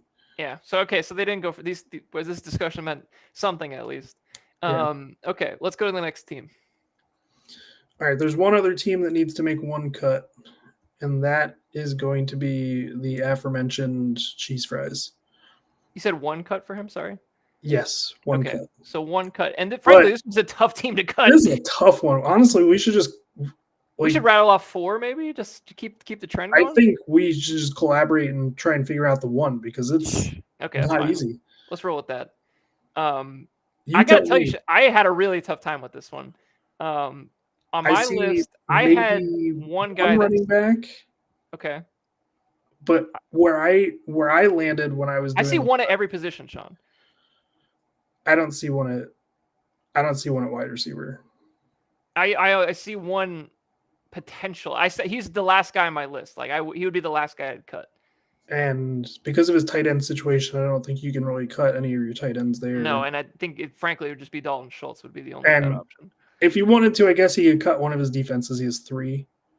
Oh, we should have factored that in probably, yeah. But what, does he have good defenses? He's got Denver, Indy, and the Giants. I don't think any of those are like bottom feeder defenses. No, so I think you got to keep those. There's literally none in free agency. So. was cutting one of the 2 non-needed quarterbacks. I was looking at Russell Wilson. I was looking at Wilson or Anthony Richardson, depending on what happens. I'm not cutting Anthony Richardson. If he loses to Daniel Jones, it's over. And that's why I'm saying he could be a potential cut. I wouldn't argue he's a potential cut, but I'm not doing it. I just can't do it. He's with the foresight. We can wait. We can take this all the way to week 1, and we'll know a lot more. Of course. That being said, even if they both win the jobs, I'm cutting Russell Wilson. I'm never going to start him because you have Josh Allen. You're not going to play him. You're not going to play him. So that's where I landed. Was one of the quarterbacks, but I agree. I could make a case for Jalen Wright. To me, that's wild. I think you should cut Jarquez Hunter before him. Yeah, which is hard too, because like I like Jarquez Hunter, but like and as it stands, he's the third running back. Was your wide receiver Bateman? It was Bateman, and I don't like that either. I like Bateman. Yeah, I mean, I don't like. Well, Bateman is the guy like talent wise I like the least out of some of these guys that we were talking about. But I mean, the problem I have with cutting Richardson is obviously you invested a lot in him, so that's like you kind of want to see it through at least. And then on top of that, like if he isn't the guy, right? Like he could end up in a Trey Lance situation maybe where he, ends up getting traded, maybe has another shot somewhere else, and maybe he gets it figured out. Like it would hurt to cut a guy like that, especially a first-round pick in our dynasty draft. So like that would be a really tough, especially when it's him and Russell. Like it's got to just be Russell in that situation for me.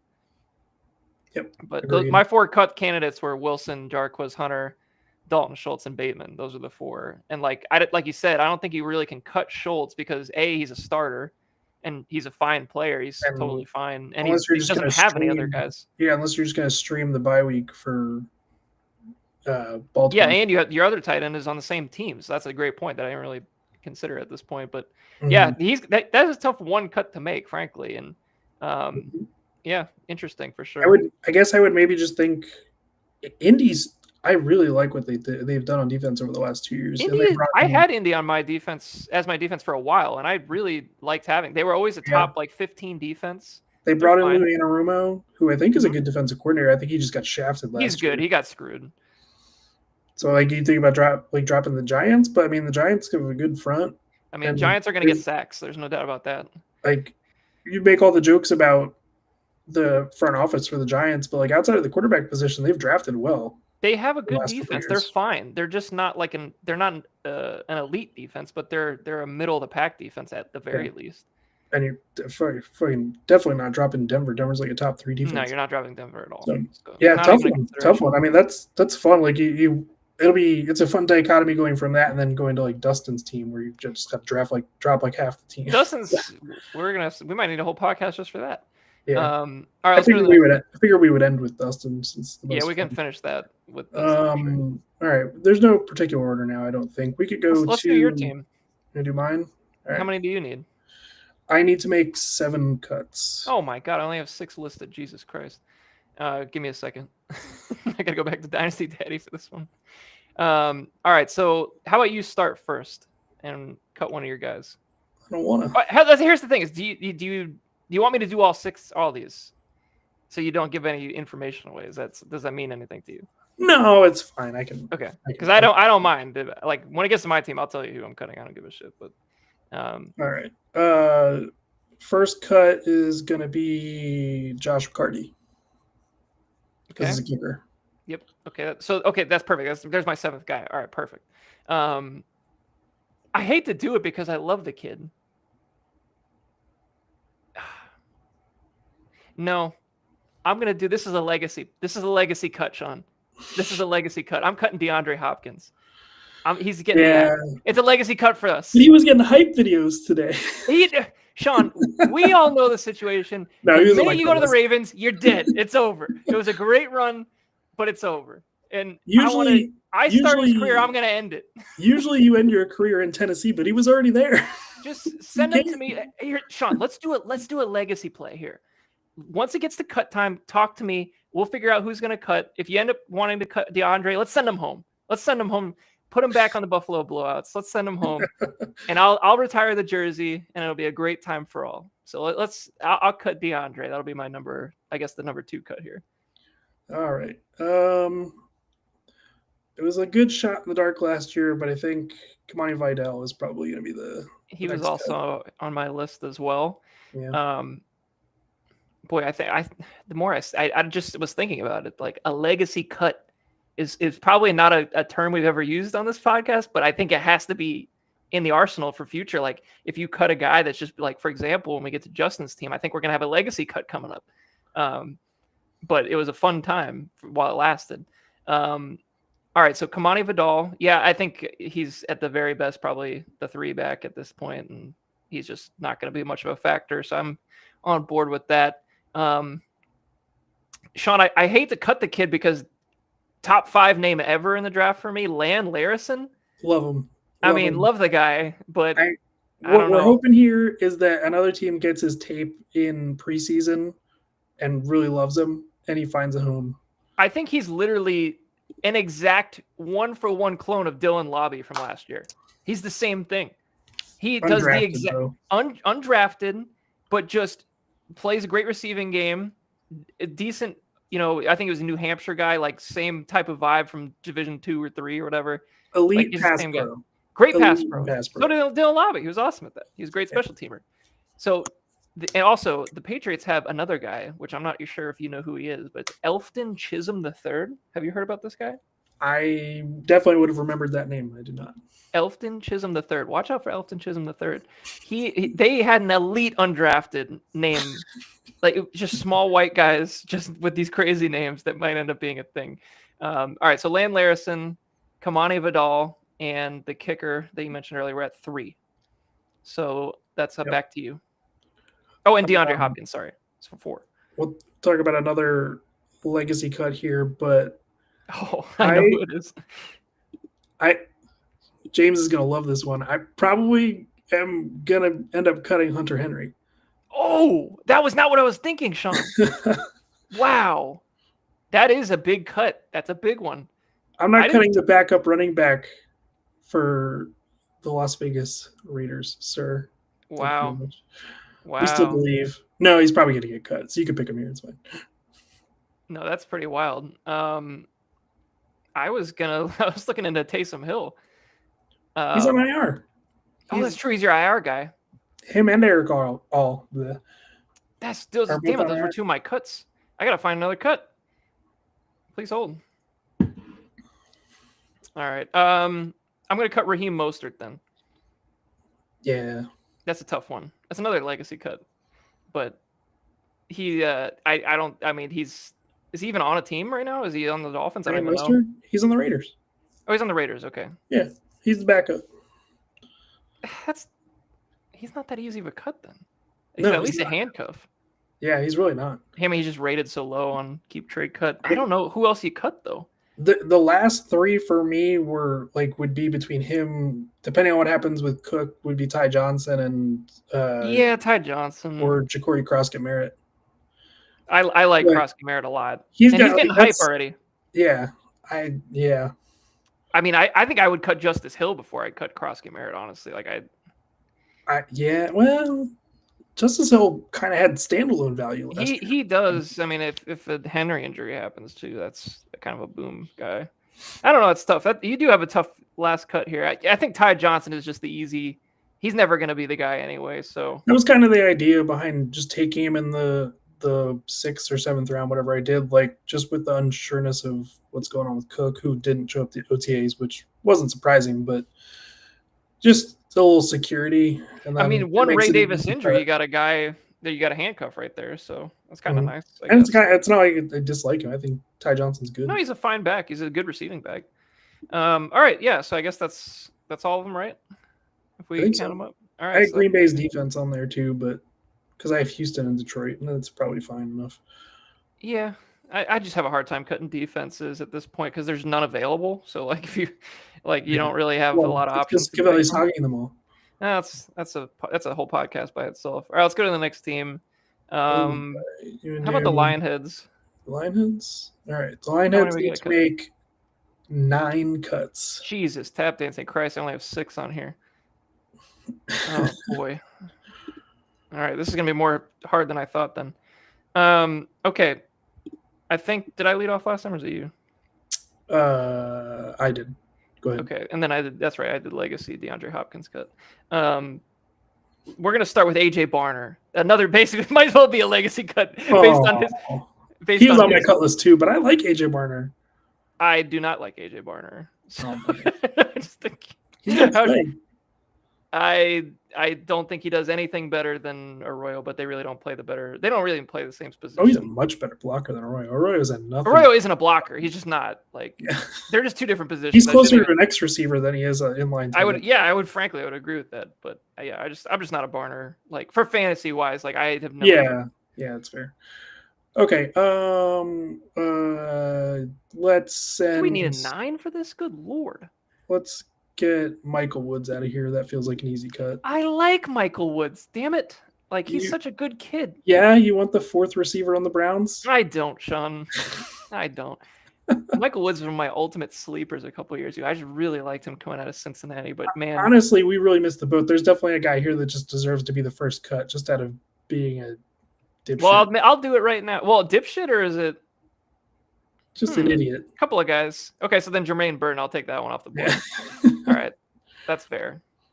I have another guy that, frankly, like, he shouldn't be on a roster at this point, but I understand why he is. So we're at 3 there. There's a lot more cuts than I thought we had to make here. I like Michael Woods. There's literally no chance he would make my team.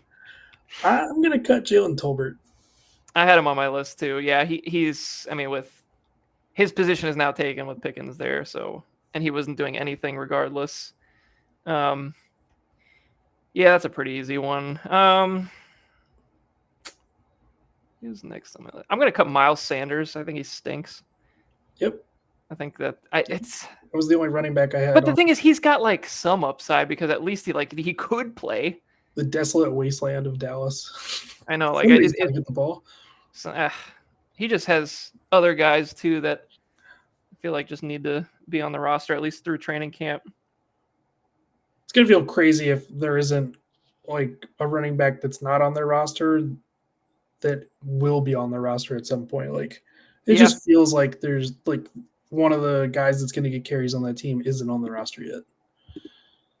All right, so that's what do we have? 5?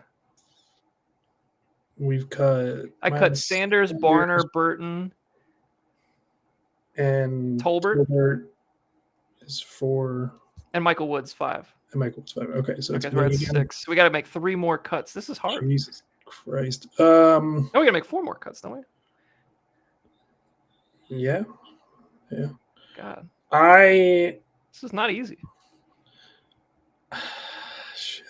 I'm gonna cut Malik Washington. I like Malik Washington. I don't want to cut Malik Washington. I know he's another guy that I like the kid, and I will say this: the Dolphins every fucking year take guys at the end of the draft or undrafted free agents that I just love, and they never do anything, but I like them.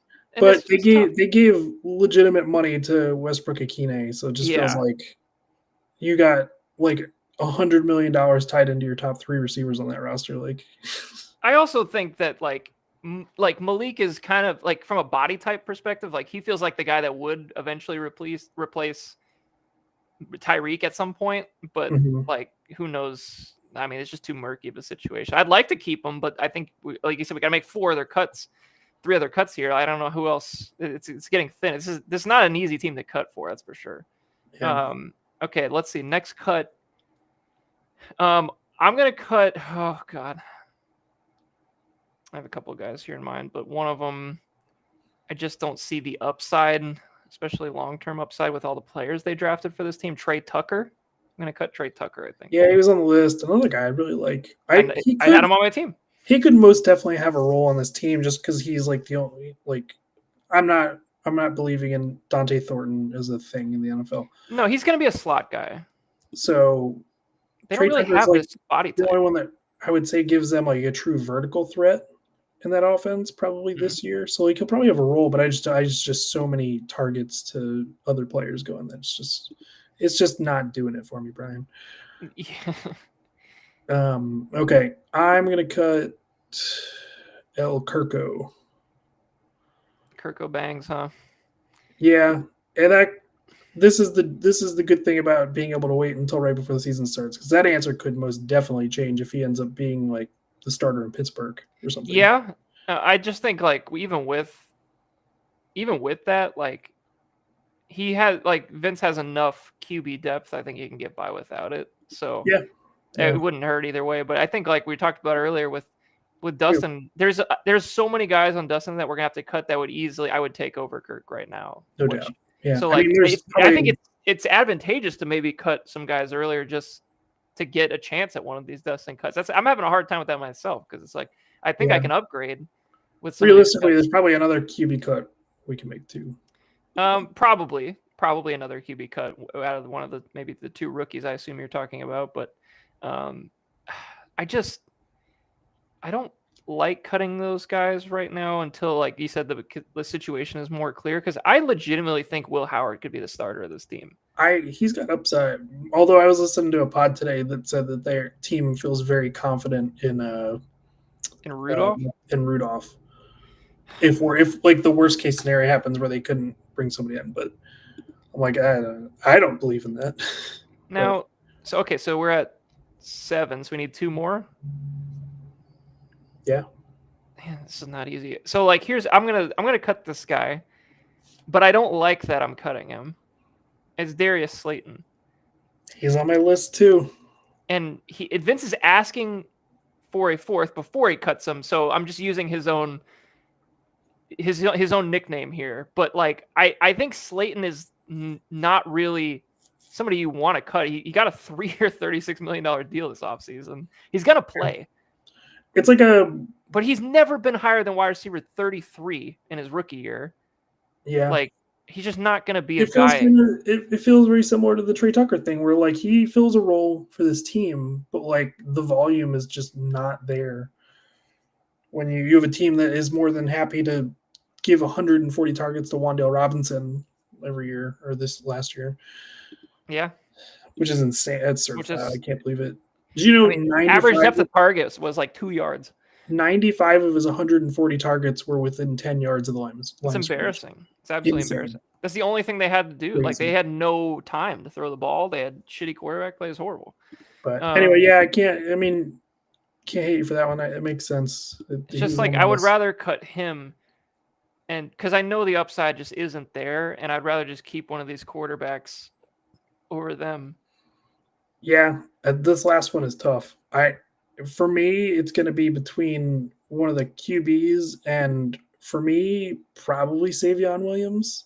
Yeah, that's that. I can see it, Sean. I had to consider him, and that answer could be different depending on who you are, because there are people that really like Savion Williams. I am not that guy.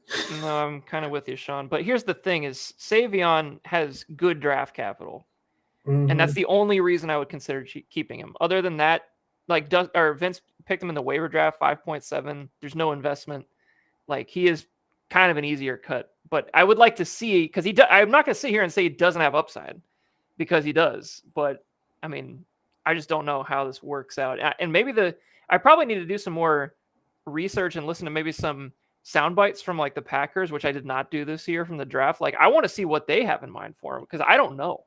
I think he's going to be like a teamer to start the year, like his career. Which is fine. Because of the updated rules and everything, I think that's what they want. But a 3rd for that? Like, that seems like a also, I'm not sure if he's not a running back in the NFL. No, I think he is a running back, Sean. I think he is literally Cordero Patterson reincarnated, but shittier. Yeah. So can't read a playbook. He cannot learn a playbook, apparently. So, so he's somewhere between Jeremy Curley and Cordero Patterson. That's what we got. I don't know. This is Cordell Patterson with Jeremy Curley's mental. there's some disconnect here. But frankly, there's neither one of those players were really fantasy relevant at any point, at any major value. Considering like other stuff that happened for the Packers, would you consider Dontavian Wicks? I'm not cutting him. He's so talented. I love the kid. He just needs to catch. He needs to catch the ball. Can't catch Sean. So here's the problem I think the biggest problem, like if I were cutting people, wide receivers on Green Bay, I'd cut Matt Golden just because his number is 22, Sean. It's disgusting. Who let that happen? I watched a clip of him today, or it was literally today at OTAs, and I saw him do a little in-cut route, beautiful route, by the way. and I saw 22 on his back, and I was like, "This is disgusting, Sean. I hate it." Hate to see And it. they gave, and not only that, Savion Williams got number 83. Sean, he got a great number. We couldn't get that number on Matt Golden. What the hell? He thinks he's a wide receiver. That Terrible. number. Terrible. All right, last. So your last cut is gonna be Savion then, huh? No, I'm gonna cut Will Howard. All right, fair enough. I like just holding, because Savion's another guy I'd like to see in preseason too, because like maybe he's just electric. Who knows? Like, and then you just kind of have to keep him. But all right, then it could also be Dylan Gabriel in a couple months if things. He's running with the twos right now. Yeah. Interesting. All right, next team. How about the Lambs? Los Angeles needs to make 11 cuts. Holy shit! I was way underestimating these. Yeah. Oh boy, we got some problems. These kids have so many problems. Those extra draft picks now. Yeah. Damn. All right, here we go. This is going to be exciting. All right. Yeah, you go first here. Oh, gladly. Good and happy retirement to Derek Carr. Goodbye. All right, that's fair. Easy one. You might as well say the same thing about Jelani Woods. He's dead. I'm cutting Jelani Woods, which is sad. I believed for a while. Yeah, we'll get him out of here. We'll probably cut the other tight end. You just do it now. I am so sorry, Eric. I'm going to cut Stone Smart. I mean, both those guys were my guys for a while. I love both those guys. I still think Stone Smart could make some catches this year, but I'm just not. He's not a fantasy guy. Yeah, he's not a fantasy guy. I'm gonna cut Brandon Cooks. Which wasn't on my cut list. I mean, I don't. He's back on the Saints apparently. He is. He'll probably be the wide receiver 1 by week 4 with the way. Maybe I shouldn't cut him, honestly. That's where I was at. I was like, he might end up having like 100 targets this year because he has to. All right, maybe I'll take that cut back for now. Maybe we'll cut him later. I'll take that one back for now. How about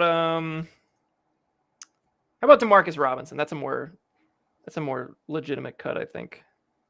He's on the 49ers these days. I forgot to mark him, but yes, that's a good Yep. Yeah, let's get rid of him. All right, so we have 3 cuts, and we'll leave Cooks on the board for now. All right, let's get Tez Walker out of there. That's a tough one too. He stinks. But I would get keeping him around. I'm gonna cut Kenny Gainwell. Yeah, I think after the draft now he's just kind of obsolete. Yeah, I mean, especially if they end up keeping Warren long term, like you just don't see where he fits in. I don't know if they're going to keep Warren long term, but either way, I don't think Gainwell's any good. I think you get Warren on the cheap, and he's probably not going to cost you a lot. No, they have no quarterback to pay either. Contract. All right. So that's 4. Yep, I'm gonna say goodbye to Will Levis. Yeah. Yeah. Yeah. Yeah, you're bleeding. Will Levis. It's not looking good for Will Levis. I think that ship has sailed.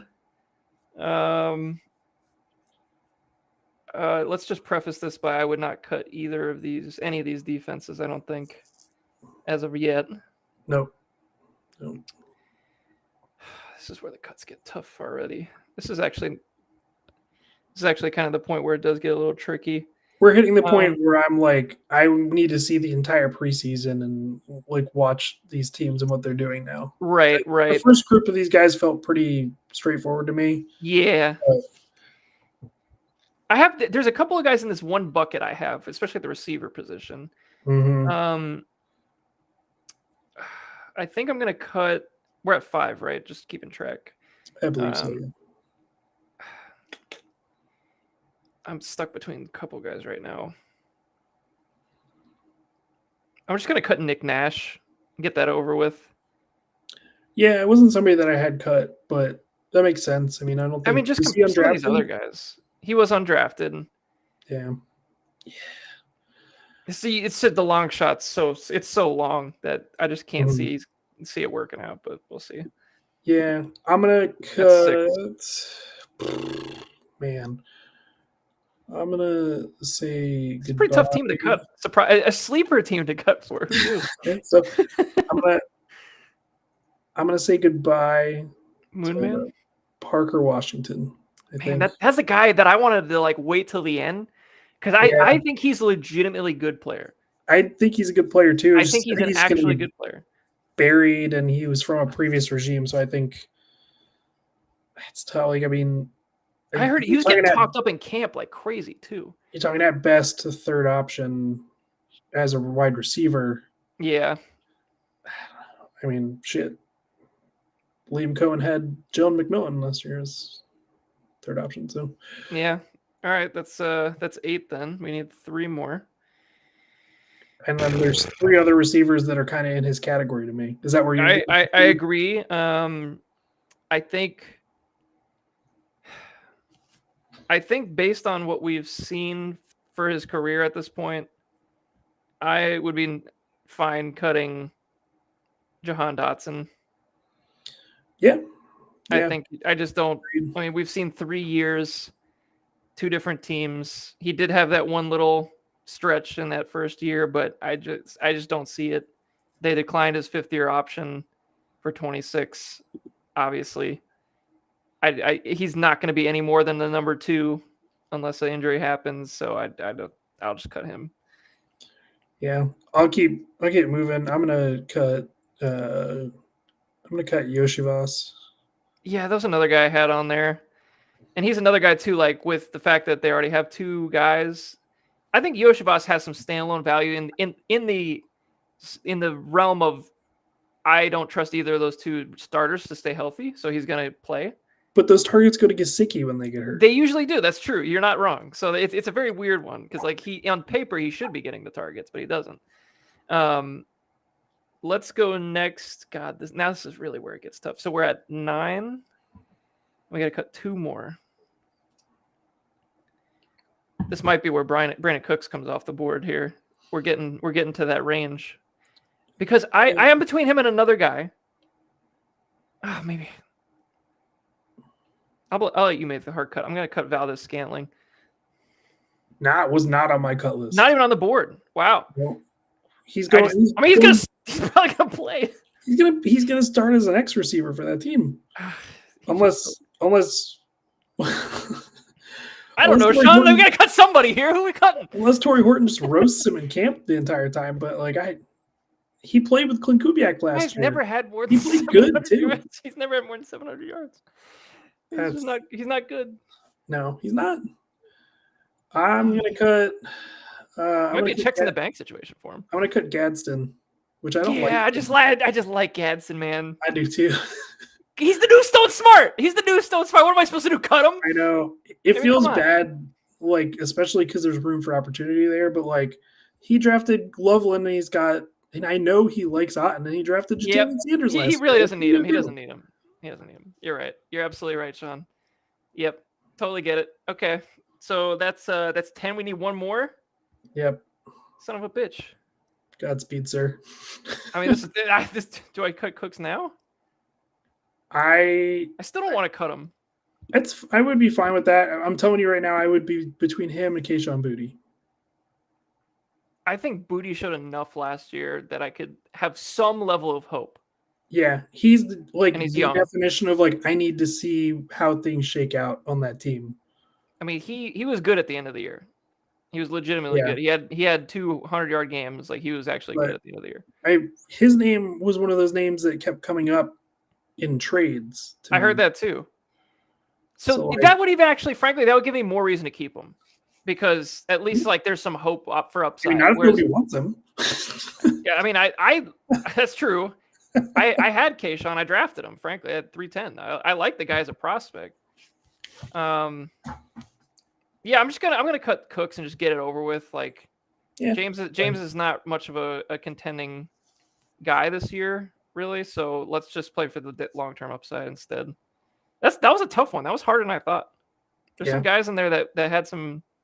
There'll be some cut candidates that Alex will pick up on that team for sure. All right. Next up, we go to. Where do you want to go to? Bombers. Bombers. All right. The Bombers have 12 cuts. Jesus, tap dancing, Christ. This one did I have as hard to me. So. I only had 7 no-brainers. Wow. Interesting. Okay. So this is gonna be harder than I thought too. Jesus, tap dancing Christ. All right, I'll start this one. Another legacy cut, Tyler Boyd. Yeah. Yeah, he's Yeah. done. He's done. Is he on a team right now? No. Nope. He's He no longer can on a team. He's gonna he be a can coach one day.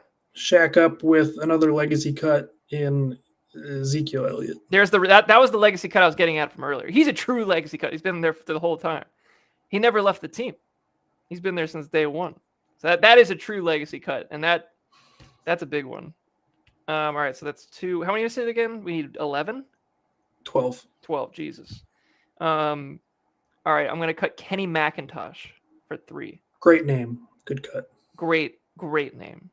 And I hate to break up the Seattle backfield like this. It's just really it's a piece of this. All right. I'm going to cut the troublemaker himself. I think I'm going to cut Deontay Johnson. Okay, that's fair. So that's 4. Yep. I'm going to cut Dylan Lobby because he's done. Yeah, poor guy. Yeah, I like the kid too. That's 5. Yep. All right. I'm going to go with Juju. Yeah, he stinks. I mean, he did have some relevancy last year at least, but he's just not it. Not for me at least. All right, so that's 6. I'm gonna cut Gabe Davis.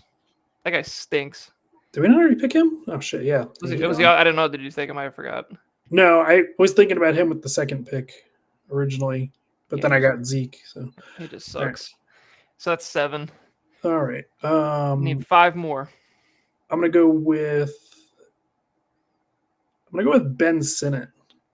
Whoa! Wow! He got benched for Wow! he got benched for the third tight end last year, halfway through the year. I don't Now know here's if the that thing: John Bates is a player. Sean, the guy plays football. Then why isn't he on a team, Eric? You pick him Listen, up. John Bates can block his ass off. All right, and he plays a different. Like they're just different types of players to me. So I wouldn't. That's not. Ben Sinnott had like 50% of his total yards on the year last year from a fake Is punt. John Bates really not on a team? No. He's I still meant on a fantasy team. Oh well, fantasy wise, John Bates was never going to be a thing. I had him at one point. I think I had him at one point. Jeez, I'm just not seeing it with that would have been a cut like for the end maybe for me, if anything. But I still wouldn't cut him. I still wouldn't cut him. All right, and next, like there's no way I'm cutting Ben Sinnott before I'm cutting Keandre Lambert-Smith. I'm just cutting Keandre Lambert. And I don't like hate the guy. Not on my cut list. All right. Jesus, we're all over the place here. This is wild. This is the best one so far. So is that 9? That's 9. All right. I'm gonna cut Devon Vele because he just got upgraded by Pat Bryant. Yeah, I mean, like he's another. He's also 27. He's also he's probably gonna be 28 this season. Yeah. I don't hate that. Sean, like I would have cut this guy I would have cut Noah Gray before I cut Sinnott. He was on my list. Yeah, I was between those two. I wanted the spicy take. So. All right, fair enough. We need 2 more. That was 11, was it not? Was it 11? I don't know. Maybe it was 11. I think it was 11. Okay, sure. We'll go with that. Last cut. I'm going to cut Miami's defense. Oh, I wasn't considering the defenses here. He's got 4. Okay. So he's got Arizona, Miami, Jacksonville, Seattle. I think Seattle is a lock to stay on his team. Arizona is kind of up and coming with a defensive head coach, so I think that's probably a stay. So I'd be between Miami and Jacksonville. I just think Miami's got a lot of holes on that defense currently. So interesting. Okay, I'd go with them. So you're telling me all right? I just for the record, you're telling me you would keep Dante Thornton and Jalen Lane above Ben Sinnott. Both of them were also Cutlass guys, but like 4 defenses just seems excessive to me. So I do tend to agree with you. I'm just saying, like with the investment, and he's only been in the league 1 year. Like I feel like I would like to see some more Sinnott, but that's just me personally. That's fair. Yeah. Like tight ends, I like to give him at least a couple of years. Like if you got nothing after year 2, 6 targets. I know it's not good, Sean. There's definitely something like I do take that into account, like where it's like, okay, you literally couldn't get more than 10 catches in your, like, you got to get 10, like, you got to get, like, something's wrong if you're not on the field, like, but I just don't think he's dead, and I would like to see him more. No, Jalen Lane, Dante Thornton were in consideration. Calvin Austin was in consideration, and I think that was it. But we didn't even make the 12, so there's players on those that we've cut that would absolutely find ways onto other teams. That's not an easy one for sure. Yeah. All right. Should we do next? We need battle axes, and we need. You do your team, my team, and then elk. And the elk. We could just do mine if you want. Let's run it. Sure. The Delos need 6 cuts. We need 6. So I'll let you go first.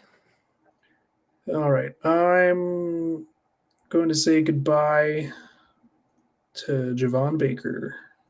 Yeah, it's not looking good for the kid. I'll say that. I mean, I'm holding out hope that there's like something in the tank in training camp or something, but it doesn't seem like his personality is going to click with Mike Vrabel at all. So I just don't think this is going to work out. So he's on my list for sure. So there's one. I'm going to cut. And just for everybody, your team I think was the most difficult. I went back and forth. Like there's definitely going to be some position battles for sure. But I don't think it's quite as hard. I think it was harder last year for me. Like I had to trade a couple of guys last year, like Alec Pierce and Michael Mayer, just to like make ends meet essentially. This year, I don't feel like I have to do that, but that's because my running back core is much more deep and solidified, where I feel like I can cut some of these other guys pretty easily. So, so with that in mind, I'm going to cut LaQuint Allen, my 7th round pick. Yeah. I just like the player a lot, and I still think there's like a chance that he could be relevant at some point, but he's just not good enough to make this team. Yeah, I backed that up with Phil Maffa next. Yep, that's fair. And frankly, I think if Nick Chubb is signed, I think Kyle Monangai could also be a cut here. But I'm not going to put him on the board yet. I'll let you cut him maybe, but I'm going to cut. He was not on my list of cuts. Oh, interesting. Okay. I'm going to cut Jaleel McLaughlin. I think it's just time. This was not on my list. I think it's just time, man. The guy he's just not it. Like he's not going to be, obviously RJ Harvey coming in. He plays a role, but like that role is at best five fantasy points. Like it's just not, it's just what he's been, and I don't see it getting better. Actually, who did I rank higher between him and Estime this year? I don't think either of them feel good at this point. So I think you got to cut at least one of the two. I had McLaughlin higher than Estime, but Estime's got draft capital, so. And there's this like misconception that McLaughlin's this great 3rd down back. He didn't catch any passes. Like, I mean, he caught passes. He just didn't do anything with him. 5 yards.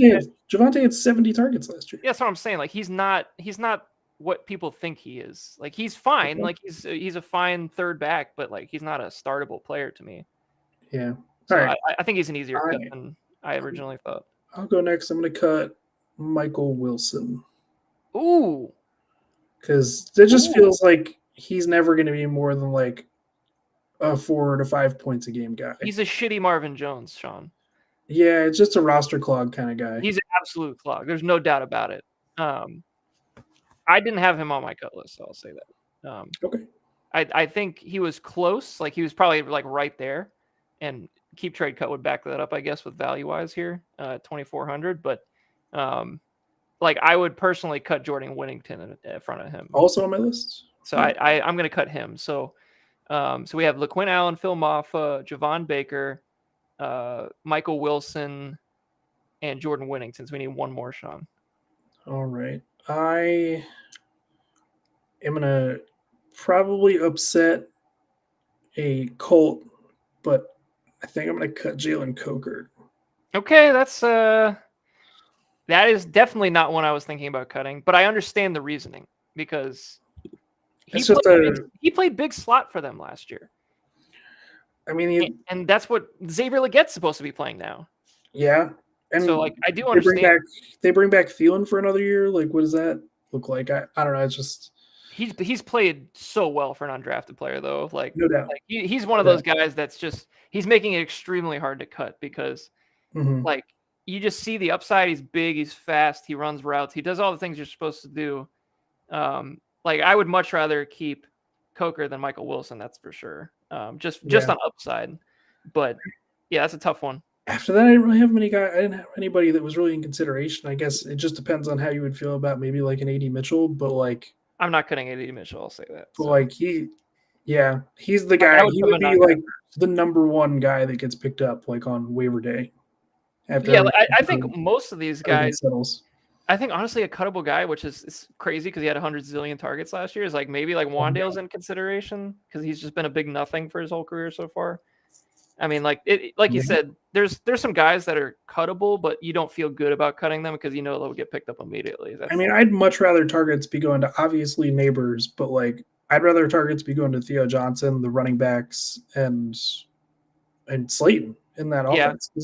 He's just not giving you anything outside of just like a safety blanket that's 2 yards down the field. And it's weird because in my head I still think he has upside because I do think he has upside. He's only 23 years old. Like he's barely played. He just never had any real quarterback to showcase any of his talent. So it's like I mean, it's hard when your average depth of target is 2 yards. Like what are you supposed to do? So I don't know. That's why I've kept him this long, just because I feel like there's something there that could be unlocked. But like a Michael Wilson, there might not be anything else to unlock. Okay, that was tough. That was like the fact that. It seems like I was more willing to cut Monangai than you were. I think if like it's close, I think I'd rather just hold on to running backs. I agree. And with my team build, that does make sense to do that. So because let's see, you've got 2, 3. Got a zillion. You've got 5 receivers that I would feel comfortable starting in my top 3 spots. Yeah. No problem. I think I've always viewed my team as having 6 to 7 guys at receiver that I feel solid about. So that's fine. All right, let's go to the next team here. We got to cut for the Battle Axes, I believe. The Battle Axes need to make 8 cuts. That's also more than I thought. Good Lord. I was way underestimating these. All right, so let's Were you adding the kickers and defense? I had not when I was going through my initial run, so that's definitely an option. Which I'll pull up the sleeper just to look at those as well.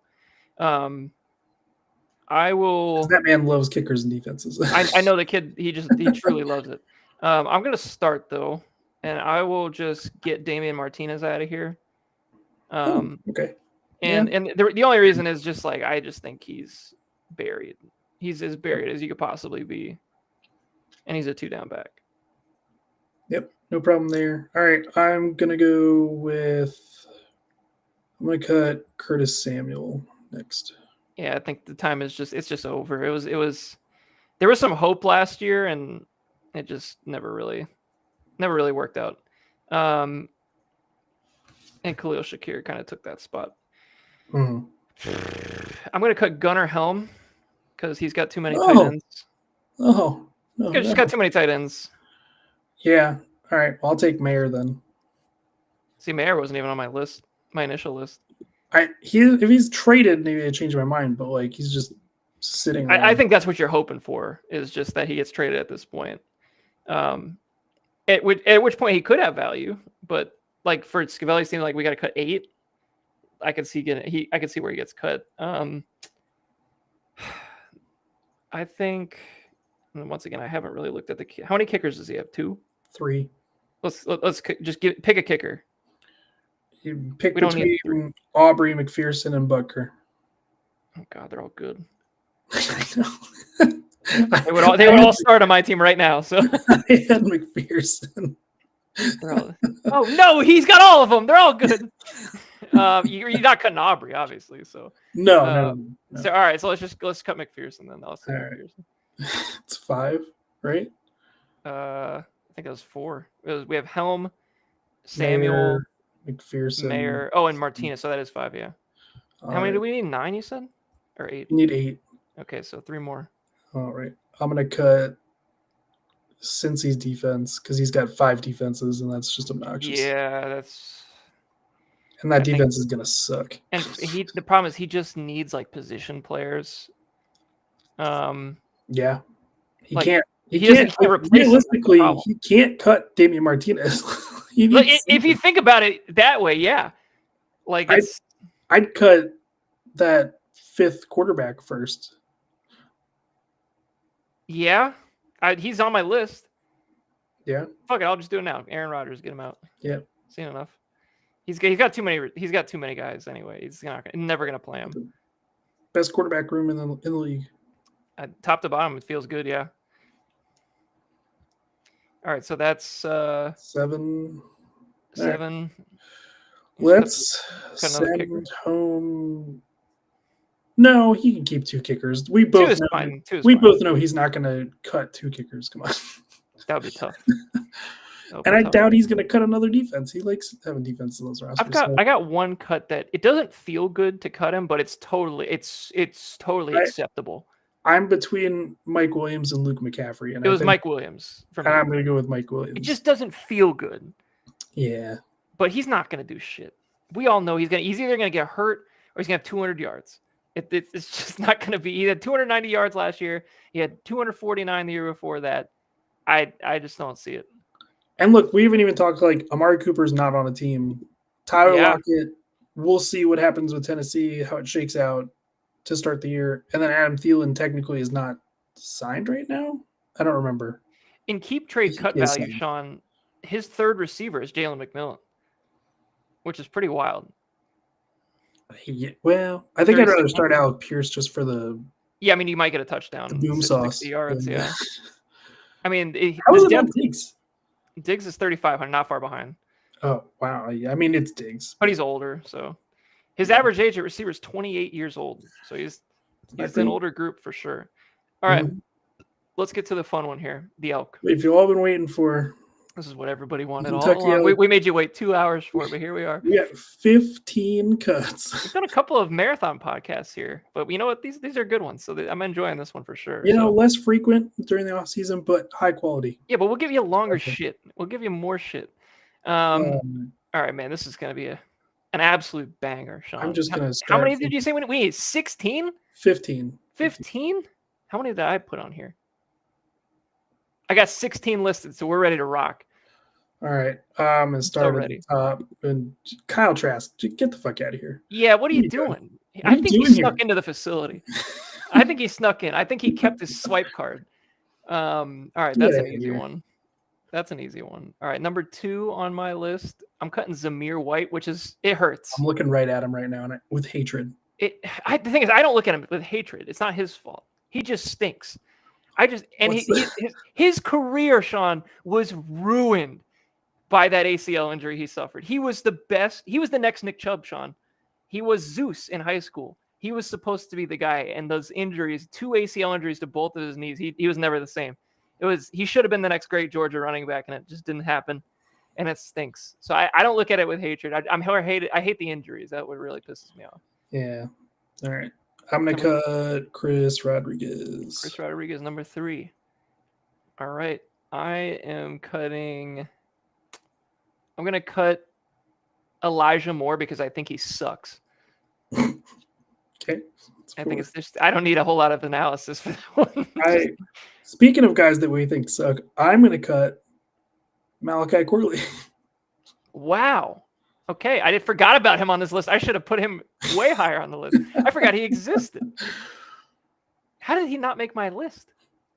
Wow. Okay, I should have added him. It's insane, by the way, that we're cutting him considering the depth on that team at receiver. Yeah, and the draft capital. And the draft capital, yeah. The previous regime, but still. All right, so that's 5. Yep. I'm going to cut Kavontae Turpin. Yep. Because he's a gadget guy. Yep. So that's 6. We need almost 10 more, 9 more. I'm gonna go with John Mechie. That's a tough one. He wasn't on my list, Sean. I wanted to keep him. I mean, he's at best wide receiver 5 on that team right now. My problem is he's a veteran, right? Yeah. Technically, he's a veteran. He's the only veteran guy they got, basically. He's going to run higher. Nico's going into year 4. No. This is Nico aside. I'm just saying, if you're looking at a starting guy, He's been Christian there. Kirk's going to year like 8.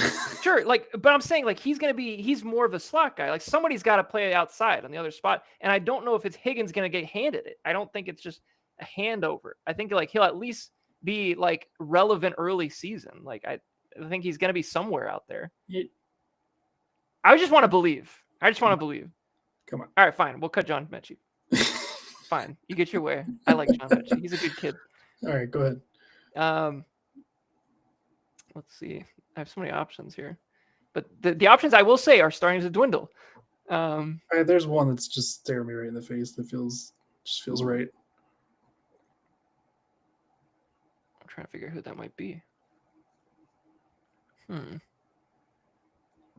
I really don't know what you're thinking here. I will just cut. I'll cut Juwan Johnson. Okay, on my list. Just be done with that, and he's already got 4 other tight ends. So yeah, we're gonna say adios to Bub Means. See, I just wanted to hold on to him a little longer. I just wanted to keep him around for a little longer. I think you're gonna get that luxury. I know, but that's the thing is when you got to cut 15 guys, you just can't do this. All right, that's 9. Now I think this is really where we're starting to get challenged. I'm gonna cut Luke Musgrave. Yep. He's just not it, unfortunately. Yeah, I think I'm gonna back that up with Cole Kmet. Man, that's a crazy. It's 2 years ago. You could have really fooled me on that one. I mean, I still think he's like that leaves him with 2 tight ends though. With I don't know. Freiermuth, Tyler Warren. That doesn't feel fine. I'm sure you could find some third guy if you had to. Yeah. All right. So we've cut 1, 2, 3, 4, 12. 5, 6, 7, 8. Wow. So we still need 3 more. I'm gonna tell you one of them I'm gonna pick. You're not gonna like. Probably not, Sean. That's where we're at in the draft. Okay, I think. Man, this is. There's 3 guys I just love, and I know I'm gonna have to cut one of them, and I hate it. I think you gotta cut Ty Felton. Yeah, he's on my list. Like, I just don't know. Like, I don't know how he makes enough. The upside isn't there to keep him over some of these other guys. All right, so I think one of these last 2 can be a defense because he's got 4. Okay, I had 1 defense on my list. Do you have the Panthers or the Raiders? I had the Panthers on there. Okay. Because I just don't believe. Washington also potentially. That defense sucks. They're overrated, that's for sure. So whichever defense, we'll call that 14. Then we got a decision to make on the last one here. Okay. I'm between 2 guys. I'm between Ricky White. Don't do that. No, cut him, because then maybe I can get him. Or Keaton Mitchell. Fuck, I love Keaton Mitchell too. The thing is, Keaton Mitchell will never, ever, ever be a load carrying back. No. At any point, at any time, there's just no way. Now, that being said, he could take a ball to the house at any point for 70 yards for a touchdown. No doubt. So I think that's where we're at, though. I just don't see another player that is. I'll tell you some other guys that I had like in the realm was like Will Shipley, DJ Giddens, Roschon Johnson. Were like in the realm of cuttable. But I don't feel good about cutting any of those guys. Yeah. Jonathan Taylor hasn't been the model of health, so cutting his handcuff to me. And I like Giddens as a player. He's going to be his handcuff. Now, if he just outright loses the backup battle in camp, like sure, we cut him. Like if he loses Khalil Herbert, like then we kind of get an idea of where we're at. But I hate to say it, but I feel like Roschon, I just haven't seen enough. Oh. Where it's like Roschon is a sleeper this year. I mean, maybe, but like he hasn't done anything yet. And not to say, like, I mean, he's played a garbage ass team, so like maybe that's just a piece of it. I do think he's a good third down back, but I mean, I believe in Monangai more as a runner. I see Roschon Johnson as like if there's going to be a Jamal Williams from Detroit a few years ago on that team, Yeah, okay, it's going to be that's fair. Roschon. And Roschon, I liked him coming out as well. I thought he was a good back. Yeah. So, yeah, I think in that scenario, yeah. I will tell you right now, there's a 0% chance that DeAndre Swift is going to be the goal line back on that team. Ben Johnson will not. No, there's no fucking way. There's no way. Not a chance. It's going to be Monangai or Roschon or Nick Chubb if they bring him in. Like, it's going to be one of those guys. So the question now, so it was still is Ricky White and who? Keaton Mitchell. Will Shipley, once again, I just think he's going to be the handcuff. I think you should cut Ricky White probably, and not just because I want him, but like, yeah, it's just a better bet is just like hope that Keaton Mitchell ends up being like that explosive back, and you might be able to put him in a flex spot at some point. I don't think you're going to start Ricky White. Frankly, I don't even know if Ricky White's going to be anything worth fantasy-wise at all. Like, it could just be a big nothing. Just be a very good special teamer in the NFL. Like, he's a monster at blocking kicks and stuff. So, like, he could just be like a, who's that? Like a Russell Shepard type where he's just good at that one thing and that's it. But, all right, that was tough. So, like, out of those players, Sean, I would say at least 4 or 5 would end up on other teams almost immediately. I mean, I could think you would imagine that maybe one of those tight ends gets picked up. A couple other guys. Interesting. Okay, that was a fun exercise, and maybe we'll do one more of these as we get closer to training camp because I think things might change in terms of some of the outlooks of some of these guys. But yeah, that was interesting for sure. I think the Ben Sinnott one was the most interesting, so I'll say that. So I'm interested to see what the league thinks on that. Just not interested in waiting around for a tight end when tight ends don't do anything in our league. You know, you gotta have the good one. So that's it's like 3 or 4. Yeah, it's a pretty big advantage when you got them. It's just hard to get them, and you usually have to pay up to get them. They usually don't have 6 targets in their rookie year if they're a good one. That's true. Very true. I mean, Travis Kelce didn't. That's for sure. He missed his rookie year. Count.